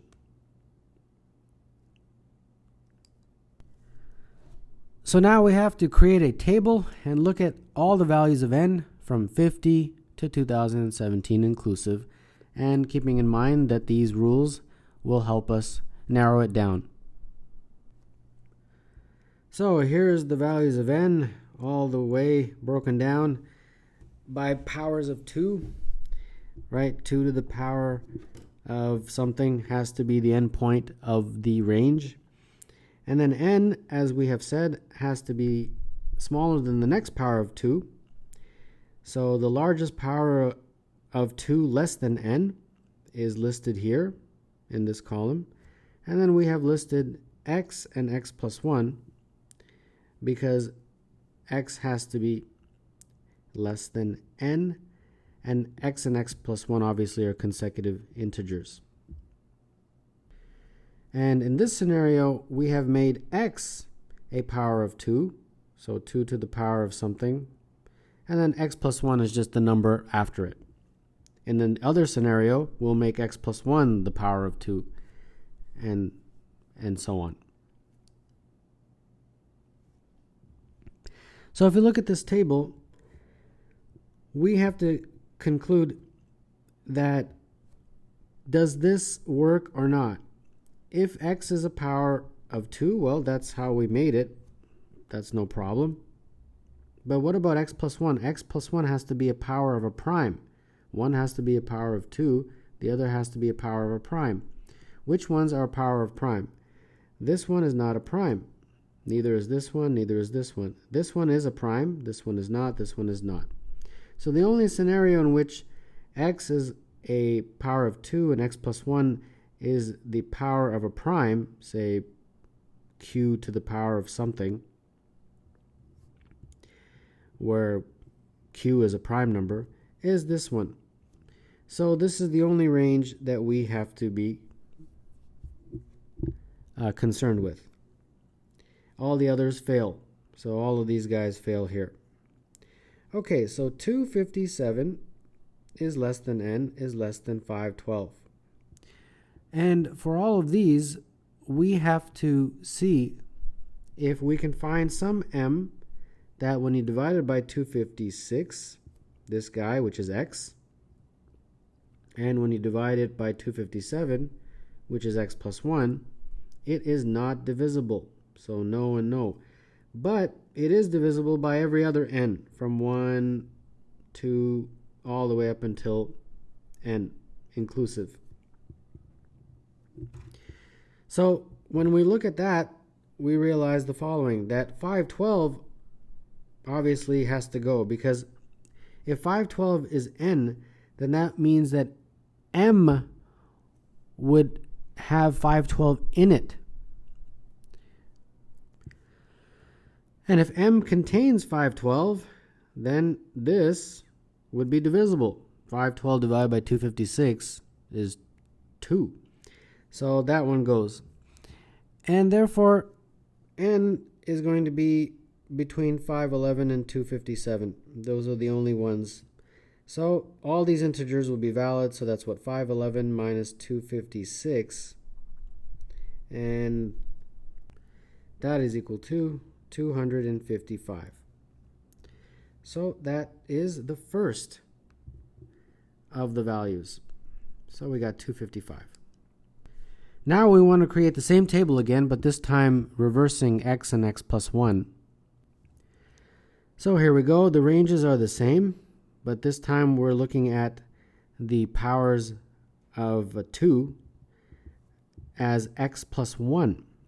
So this time these are 2 to the power of whatever, p, let's say. And therefore, we have to see if this is a prime or not. Is it some prime q to the power of something? Okay, when we look at these numbers, this is a prime, and that's it. Those are the only two. So that means we are only going to be concerned with that range and that range. Looking at the first range, n is between 50 and 63. Okay, well, first of all, how many numbers are there? 63 minus 49, that's 14. Okay, now all of these valid. Well, in order for them to be valid, m divided by x plus x, which is 31, and m divided by 32, some m. This is a no and this is a no, not divisible. But m divided by all the other guys, all other, from 1 to n inclusive, that would be a yes in terms of divisibility. Okay, well, most of these 14 are okay, but there's 2 that are not. And those are 62 and 63. And let me explain why. These cannot be Nella numbers, not Nella. And the reason is because if you were to make them Nella numbers, then the m that you create would contain 62. For example, if it's 62, 62 would be part of the product. The only thing that's not part of the product is the x and x plus 1, correct? So 32 and 31 are the only 2 that are not. So m would contain 62. If n is equal to 62 or 63. And if that's the case, then this m would be divisible by 31, since there's 62 would be in there somewhere in that product, and of course that's not allowed. So we have to subtract these two from this 14. So the total number is actually 14 minus that 2, which is 12. So 12 is the answer to that. Now we get to our final scenario, which is this guy, which is n is between 128 and 255. Well, how many numbers are there? 255 minus 127, and that's 128. Okay, now are all of these valid? And the answer is no, because when n is equal to 254 or 255, that's going to be a problem, because our m cannot be divisible by x, which in this case is 127 right here, and our m cannot be divisible by 128 right there. But if n equals 254 or 255, m would contain 254. And therefore this would become divisible. So that's a problem. So from this 128, we actually have to subtract these two guys. So it'd be 128 minus 2 is at the actual number, and that is 126. So there we go. We got this 255, we got this 12, and we got this 126. So 255 plus 12 plus 126, and that is 393 for this very challenging question, and that would mean the answer for number 25 is A. There are n sequences with 15 terms and the following properties. Each term is an integer. At least one term is between minus 16 and 16 inclusive. The 15 terms have at most two different values. The sum of every 6 consecutive terms is positive, and the sum of every 11 consecutive terms is negative. The value of n is... Well, let's talk about this. All the terms are integers. So we've got 15 terms. Let's write out 15 terms. So the fact that they're all integers, okay, that's fine.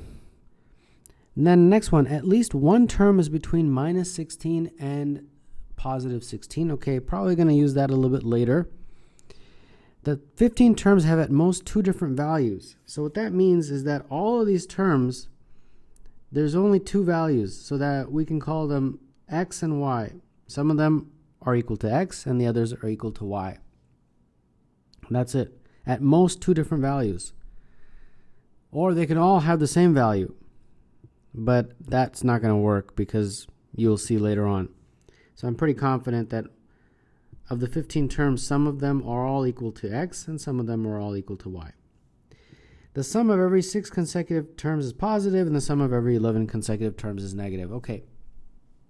So after some experimentation, I'm confident that if I make these guys x's and then stick a y in here like that, and then I make the next 5 x's, x, x, x, x, x, and then stick a y in here, and then make the remaining 4 x's, this will help. This will work out. So the sum of every 6 consecutive terms is positive. So that means if I have 6 consecutive terms like that, that has to be positive. So that, in that particular case, is 5x plus y. So 5x plus y has to be positive. Let's take the next 6. That's also 5x plus y, as is this, and so on. So that's why this arrangement was made in that way, so that every time you had a group of 6 consecutive terms, it always adds up to 5x plus y, as you can see. So that's the first part. So that takes care of this guy here. The sum of every 11 consecutive terms is negative. So let's highlight 11. So that's going to be till there. Those 11 are all going to be negative. So that is, in terms of x and y, 9x plus 2y. And that's less than 0. So that takes care of that. Okay. So from this one, looks like y is greater than minus 5x. And from this one, this inequality, we get 2y is less than minus 9x. And therefore y is less than minus 9 over 2x. So combining these two, we get that y is greater than minus 5x, but it's less than minus 9 over 2x. Okay. So if x, for example, was positive, then that must mean that y is negative, right? Because, for example, if x was 1, then y would have to be between negative 5 and negative 4.5, and it would have to therefore be a negative number. So I think that's pretty much how we're going to go. We have to figure out how to fulfill that and make a table. So now we have to make a table concentrating on the first three criteria, that every term is an integer, so we're only looking for integer values for x and y. Well, the 15 terms have at least two different values. We've already established that. So now we get to the last part, which is this guy. At least one term is between minus 16 and 16. Well, if x is greater than 0, that means x can only be the positive.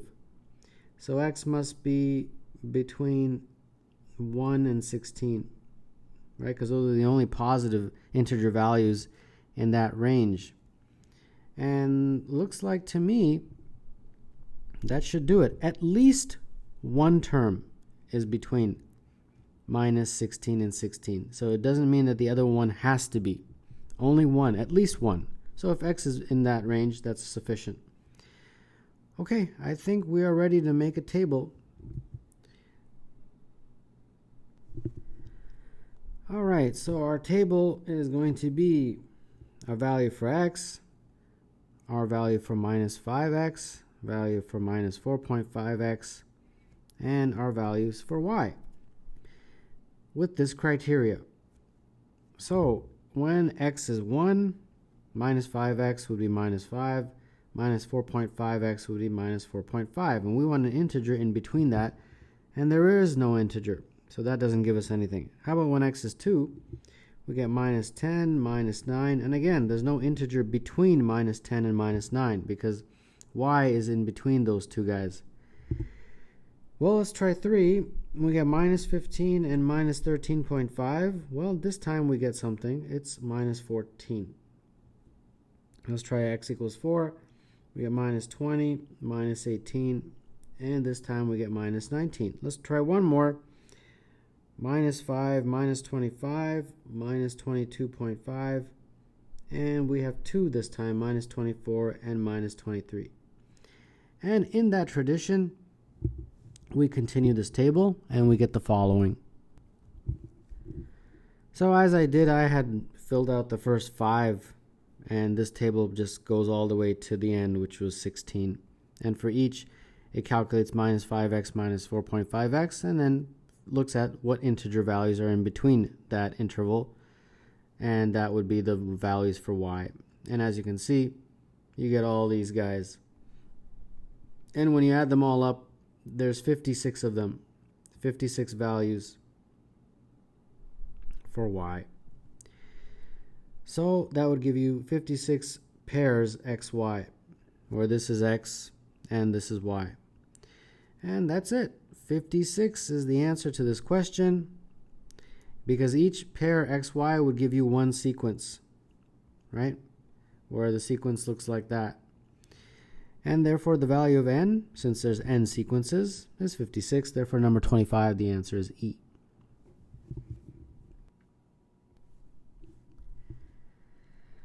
For how many positive integers x does there exist a rectangular prism labeled as shown, with PR is equal to 1867, PV equals 2019, and PT is x?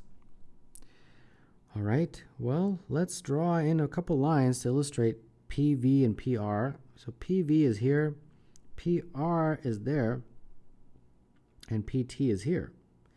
Now let's label this. So 1867 is PR, so this is 1867. PV is 2019, so that's 2019, and then PT is x, so there's x right there. Okay, so I'm going to call this side A, this side B, and then I'm going to call this side C, and I think that's the only thing I need. I only need 3 dimensions, length times width times height. So therefore this is B and this is C. All right, so I think I'm done with my labeling. Now, of course, Pythagorean Theorem all the way through this question. A squared plus B squared is equal to 1867 squared.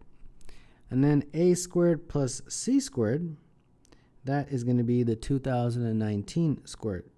And then B squared plus C squared is equal to x squared. Those are the 3 relationships. And if you add them all together, you will get 2a squared plus 2b squared plus 2c squared is equal to 1867 squared plus 2019 squared plus x squared. And I think not much I can do here except just maybe factor out the 2 or bring it over here. All right. Now, where do I go from here? At this point, we have to start looking at a squared, b squared, and c squared independently. So let's do that. A squared. A squared is going to be, well, it's a squared plus b squared plus c squared minus b squared plus c squared. Now you might say, well, what's the point of doing that? Well, it's obvious that that is true, but how does that help us? It helps us because we have expressions for all of these. This one becomes 1867 squared plus 2019 squared plus x squared. And then b squared plus c squared is x squared from up here. So, and this is over 2. Don't forget to put that over 2. And then minus x squared. So this is going to be, if I do that math there, 1867 squared plus 2019 squared minus x squared all over 2. And a, b, and c are all sides of this shape, so they're obviously greater than 0. So we can set that greater than 0.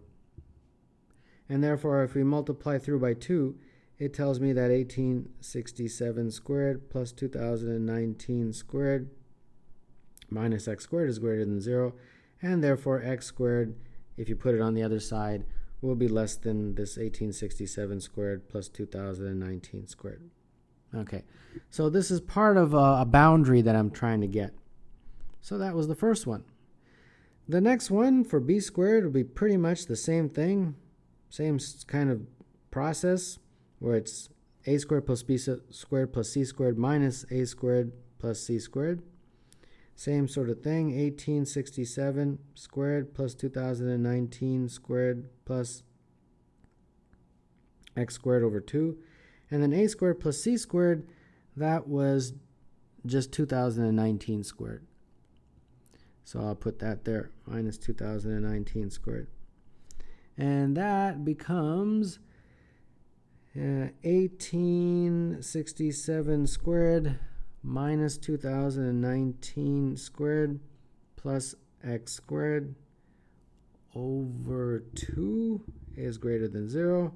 Multiply through by 2 and then put the other guys on the other side, and you'll get 2019 squared minus 1867 squared. So here's one and here's another, and I think those two are sufficient, but just for the sake of completion, let's just do the last one. And when you do, you'll get the following. I'll just write it out. The math is exactly the same. By now, I think you're an expert. when you do the C, you get the following, that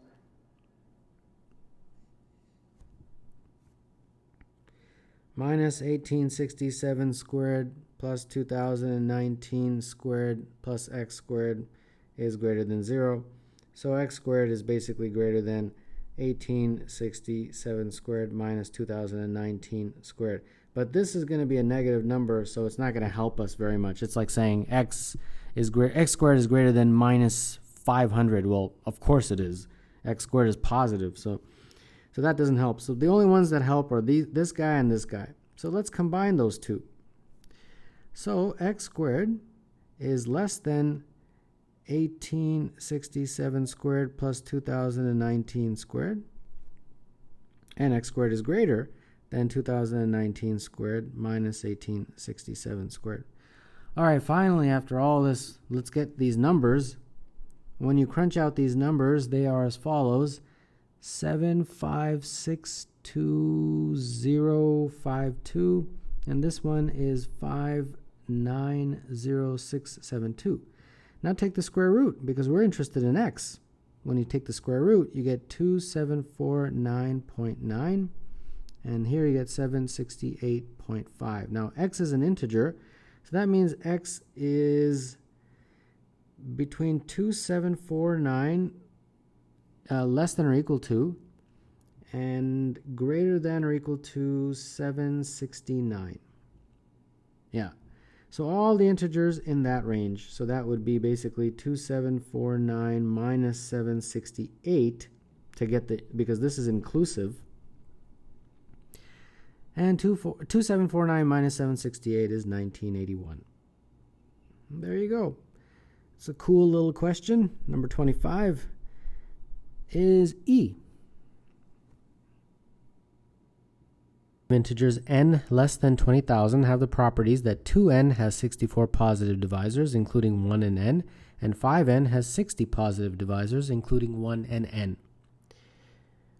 Let's start with a primer to explain this. Let's say I gave you some number n, and I said, how many divisors does it have? What is the method? Especially when the number is very large. So let's say it's 17,640. It would take an awfully long time to list all the divisors. Well, there's a system. The first thing you do is break it up into its prime factors. In this case, it would be 2 to the power of 3, 3 to the power of 2, 5 to the power of 1, and 7 to the power of 2. To get the number of divisors, you would do the following. You would take this exponent, add 1. Then take this exponent, add 1. And then you would take this exponent and add 1. And finally this exponent and add 1. So this would be the number of divisors. You would multiply them all together. So 4 times 3 times 2 times 3. And that's 12 times 6, which is 72. So that means that this number has 72 divisors. And that is the system we will use throughout this question. So now we are given an n, and we are not told, obviously, the number. The only thing we're told is that it's less than 20,000. So I don't know what its prime factorization is. It could have a 2 to the power of something. It could have a 5 to the power of something. Because this will have a 2 and this will have a 5. So I want to include the 2 and the 5 there, but the rest of the primes, I don't know. So I'll just call them P1, P2, ... And then they will also have exponents, so C and D. Now 2n, therefore, if you're adding a 2, multiplying by 2, it would basically make this 2a plus 1. And the rest would be the same. P1, C, P2, D, ... And then 5n, it would basically make it 2 to the power of a, 5 to the power of b plus 1, and then P1, P2, and so on. Now our task is to figure out some 2n that has 64 divisors and some 5n that has 60 divisors. Okay? So where do we begin? And this is the challenging part of the question. You have to sort of do a little bit of brainstorming here. Okay? So what I'm going to do is start somewhere. So let's start with just 1 prime. if I have 2 to the power of a, 5 to the power of b, and some prime to the power of c, then that means 2n would be 2 to the power of a plus 1, 5 to the power of b, p1 to the power of c. 5n would be 2 to the power of a, 5 to the power of b plus 1, p to the power of c. Now, for 2n, using our system, the number of divisors would be as follows. It would be a plus 1, b plus 1, c plus 1. And that has to equal 64. For this one, the number of divisors would be a plus 1 times b plus 1 times c plus 1. And that has to equal 60. Now you have to do a little bit of trial and error and try to figure out, can we make this work? And you can. For example, if this is 4, 4, and 4, it would become 64. And therefore that would make this 4, 5, and 3. And that would be 60. 4 times 4 times 4 is 64. 3 times 5 times 4 is 60. So that basically means that a is equal to 2, b is equal to 3, and c is equal to 3. So my n is 2 to the power of 2, 5 to the power of 3, and some prime factor to the power of 3. And we are told that n has to be less than 20,000.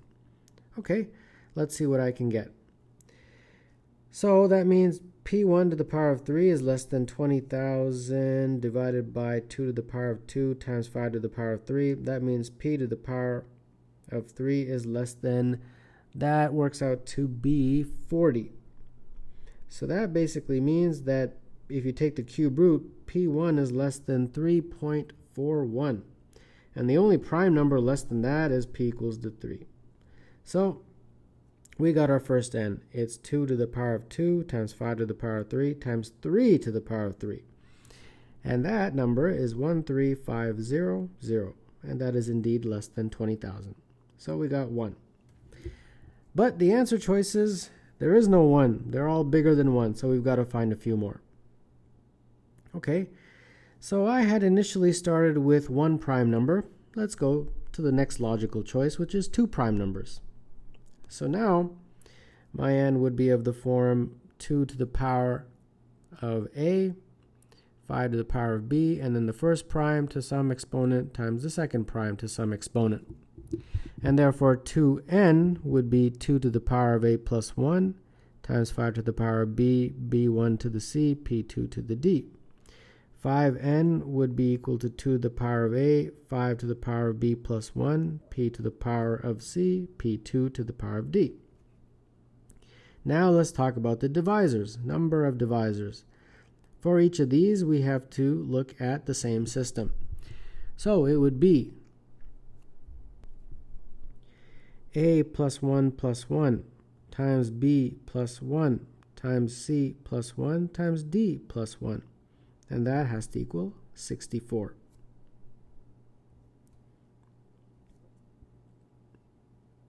And then for the next one, 5n, it would be a plus 1 times b plus 1 times c plus 1 times d plus 1. And that has to equal 60. And again, you have to use some brainstorming now, plug in some numbers, see what we get. And if I look at this, basically everything here has to be a multiple of 2, right? Because that's 2 to the power of 6. So I can't have any 3s or 5s. So I'm going to say, let's say make this 2, 2, 4, and 4. That will work. Therefore, this is also 2 and 2 since those are exactly the same. This is 1 greater, so that will be 5. This is 1 less, this is 3. 4 times 4 times 2 times 2 is indeed 64. 3 times 5 times 2 times 2 is indeed 60. So that took some trial and error. But when you do it like this, it works. So that means a is equal to 2, b is equal to 3, c is 1, and d is 1. So that means my n is equal to 2 to the power of 2, 5 to the power of 3, p1 to the power of 1, and p2 to the power of 1, and that's got to be less than 20,000. So that means p1 times p2 is less than or equal to 20,000 divided by that 2 to the power of 2, 5 to the power of 3. So p1 times p2 is less than or equal to 40. So that means I've got to have two numbers that when multiplied together are less than 40. Two prime numbers. Well, our prime numbers, not including 2 and 5, because those have already been used, are 3, 7, 11, 13, 17, and so on, right? Let's see what we get. What combinations can I put here to make it less than 40? Well, I can use 3 and 7. That's 21. 3 and 11. That's 33. 3 and 13. That's 39. And I think that's it. After that, basically, we would run out of ways of making two prime numbers multiplied together to be less than 40. So now I've got a few more n's. The first n would be 2 to the power 2, 5 to the power 3, 3 times 7. The next one, 2 to the power 2, 5 to the power 3, 3 times 11. The next one, 2 to the power 2, 5 to the power 3, 3 times 13. And let's get the numerical values for each of these. They are 10,500, 16,500, 19500. So there we go. I got 1, 2, 3 additional n's, and then we add it to that, so it gives me 4 possible values of n. 4 values of n is the answer, so therefore this challenging question, number 25, the answer is A.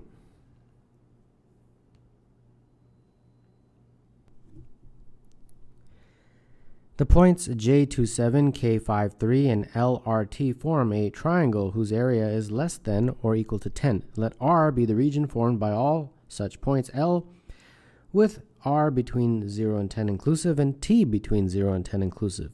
When written as a fraction in lowest terms, the area of R is equal to 300 plus A over 40 minus B. The value of A plus B is... All right, let's make a diagram and start.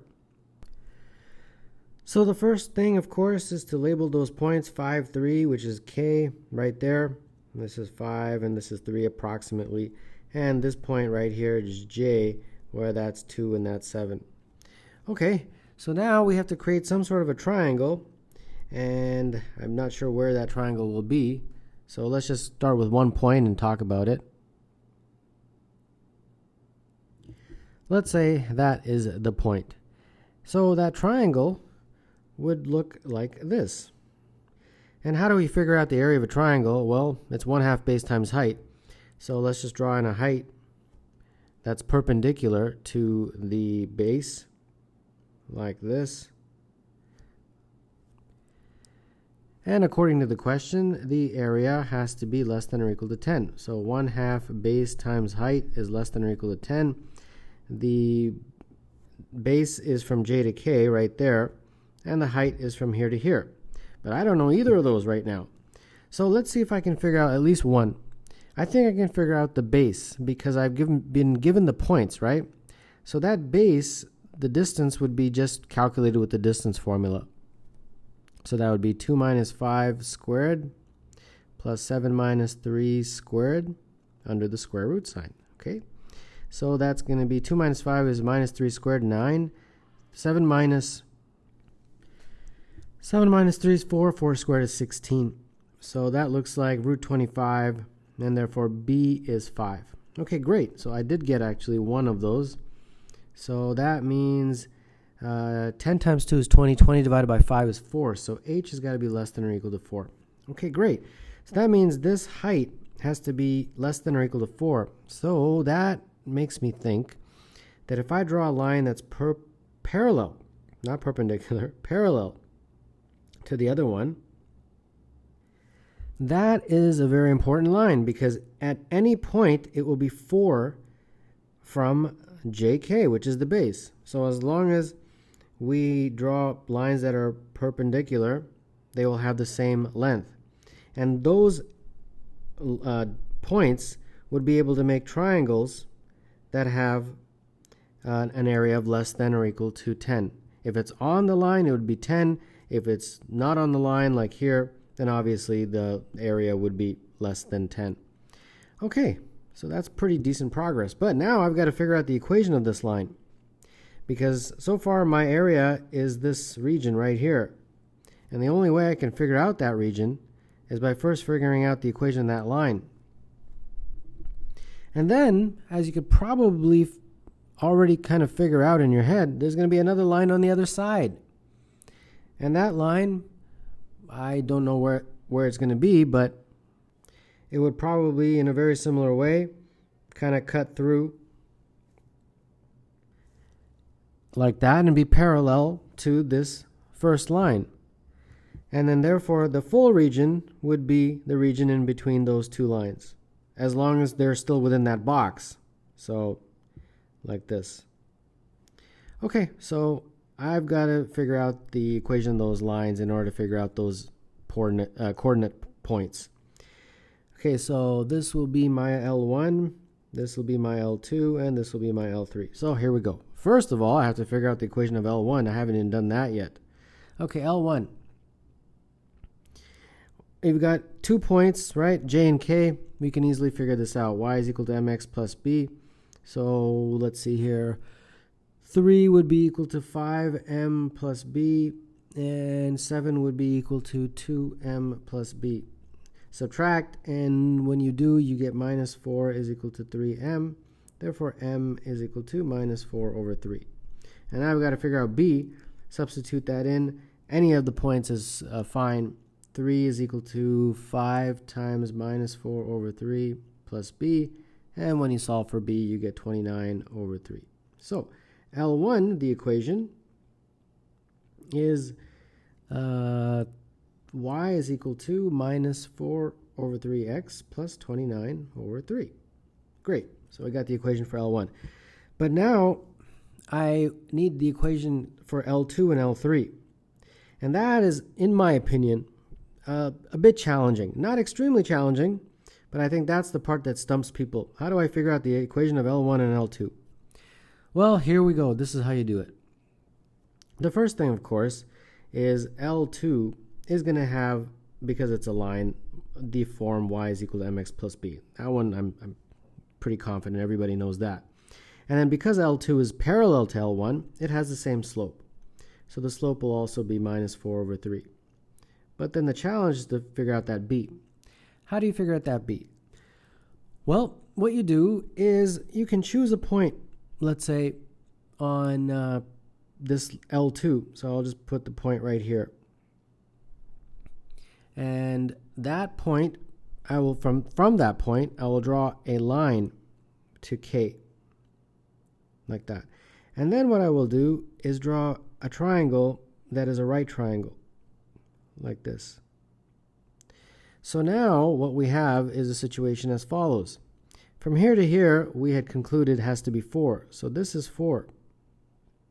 And then this line, because I've drawn it in a way so that it's perpendicular to the other side, the line will have a slope that is a negative reciprocal of this line. So what is the slope of L1? Well, the slope of L1 was this, minus 4 over 3. So the slope of this line will be the negative reciprocal of minus 4 over 3, which is 3 over 4. That's this line right here. And we can call that, I guess, whatever. We just call it M for slope. Now, the slope, as you know, back to your early days, is calculated as rise over run, right? Rise over run. So the rise is from here to here, and the run is from there to there. So the rise would be something like 3x, and the run would be 4x. So there you go. From this triangle, we can figure out this b. And here's how you do it. So obviously from that triangle, you can get a Pythagorean relationship. 3x squared plus 4x squared is equal to 4 squared. So that is what? 9x squared plus 16x squared. 25x squared is equal to 16. X squared is 16 over 25. And therefore x would be 4 over 5. So that means 4x would be 16 over 5. And 3x would be 9 over 5. So that means this coordinate right here, that one, would basically be let's just give it a name here. J, K, L, M, N. Let's call it N. So many letters, don't know what to call it. N would have the coordinates. Well, we know K. K is the coordinates, what was it again? 5, 3, right? So K was 5, 3. So you are going 4x units to the right from 5. So 5 plus 16 over 5. And then you're going 3x units up from 3. So 3 plus 9 over 5. And that would be the coordinates of n, which would be, if you do this math, this is 41 over 5, and this is 27 over 5. Okay, great. That gives me a point on L2, and that allows me to solve for B. So let's do that. Let's solve for B. I can put in any point, really, but this is the point, the only point I have. So y is 27 over 5 is minus 4 over 3, 41 over 5 plus b. Correct? And when you crunch out those numbers, you get 49 over 3. So that means this equation is minus 4 over 3x plus 49 over 3. In a very similar way, you can do the same thing for L3. And I will let you do that, but I'll give you what it is. The equation for L3 is y is equal to minus 4 over 3x plus 3. Okay, so we have done what we need to do. We got the equation for L1, which is right there. We got the equation for L2, which is right here. And then we got the equation for L3. Well, I had gotten it earlier. Now, the last part of this question is to figure out some of these intersection points. So we've got to figure out that, and that. And that's fairly straightforward to do. For example, this one right here, that the x-coordinate is just 10 because those are the boundaries. So all you have to do is put x equals 10 into L2, which is right here. And when you do, you get 10, 3 as the coordinate. And then in a very similar way, this intersection point is calculated when y is 10. Because remember, 10 was the upper limit of the y. And again, it's the same one at L2. So again, you take y equals 10, and you put it into this equation, and solve for x. And when you do, you get 19 over 4. In a very similar way, you would get these ones using this equation down here. This one, this is L3. And those are just the x and y intercepts. So when x is 0 and y is 0. So when x is 0, it's 0, 3. That is 0, 3. And then when y is 0, this point right here is 9 over 4, 0. That was obtained with this equation. Okay, we have everything. We have everything to solve. And let's recap. What is the region? The region is right here. This region here. And if you don't prefer it that way, to draw it that way, I'll just highlight it, I guess. I'll put a little red sort of highlight like that. That is the region I have to figure out. So how do you do that? Well, you would take the full region, which is a 10 by 10 square, and then subtract from it this triangle and that triangle, like that. So the first triangle, the small one, is 1/2 base times height. The base is 9 over 4, and the height is 3. And then we have to subtract this triangle. This one, let's see here. I got to figure out that distance. That distance looks like, since from there to there is 3, from there to there is 7. And then from here to here is 19 over 4. So from here to here would be 10 minus 19 over 4. And that is equal to about 5.25. Sorry, I'm mixing decimals with fractions. Okay, so that triangle would be 1/2 base times height. The base is 5.25 and the height is 7. All right. So let's do this. This is 100 minus 3.375 minus 18.375, and that is equal to 100 minus 21.75, and that is 78.25. Now I've got to get this into a fractional format, and if you multiply by 4, you get a integer, so I'm pretty confident that means the denominator is 4, and the numerator you can easily figure out is 313. I just changed that to a fraction. So now this is the form that they're talking about, 300 plus a over 40 minus b. I'm not entirely sure why they chose it like that, what the relevance is, but this is obviously 300 plus 13, and then 40 minus 36. That would do it, right? So that means a is 13, and b is 36, and therefore finally a plus b would be 13 plus 36, which is 49. 49 for this challenging question. And therefore number 25, the answer is D.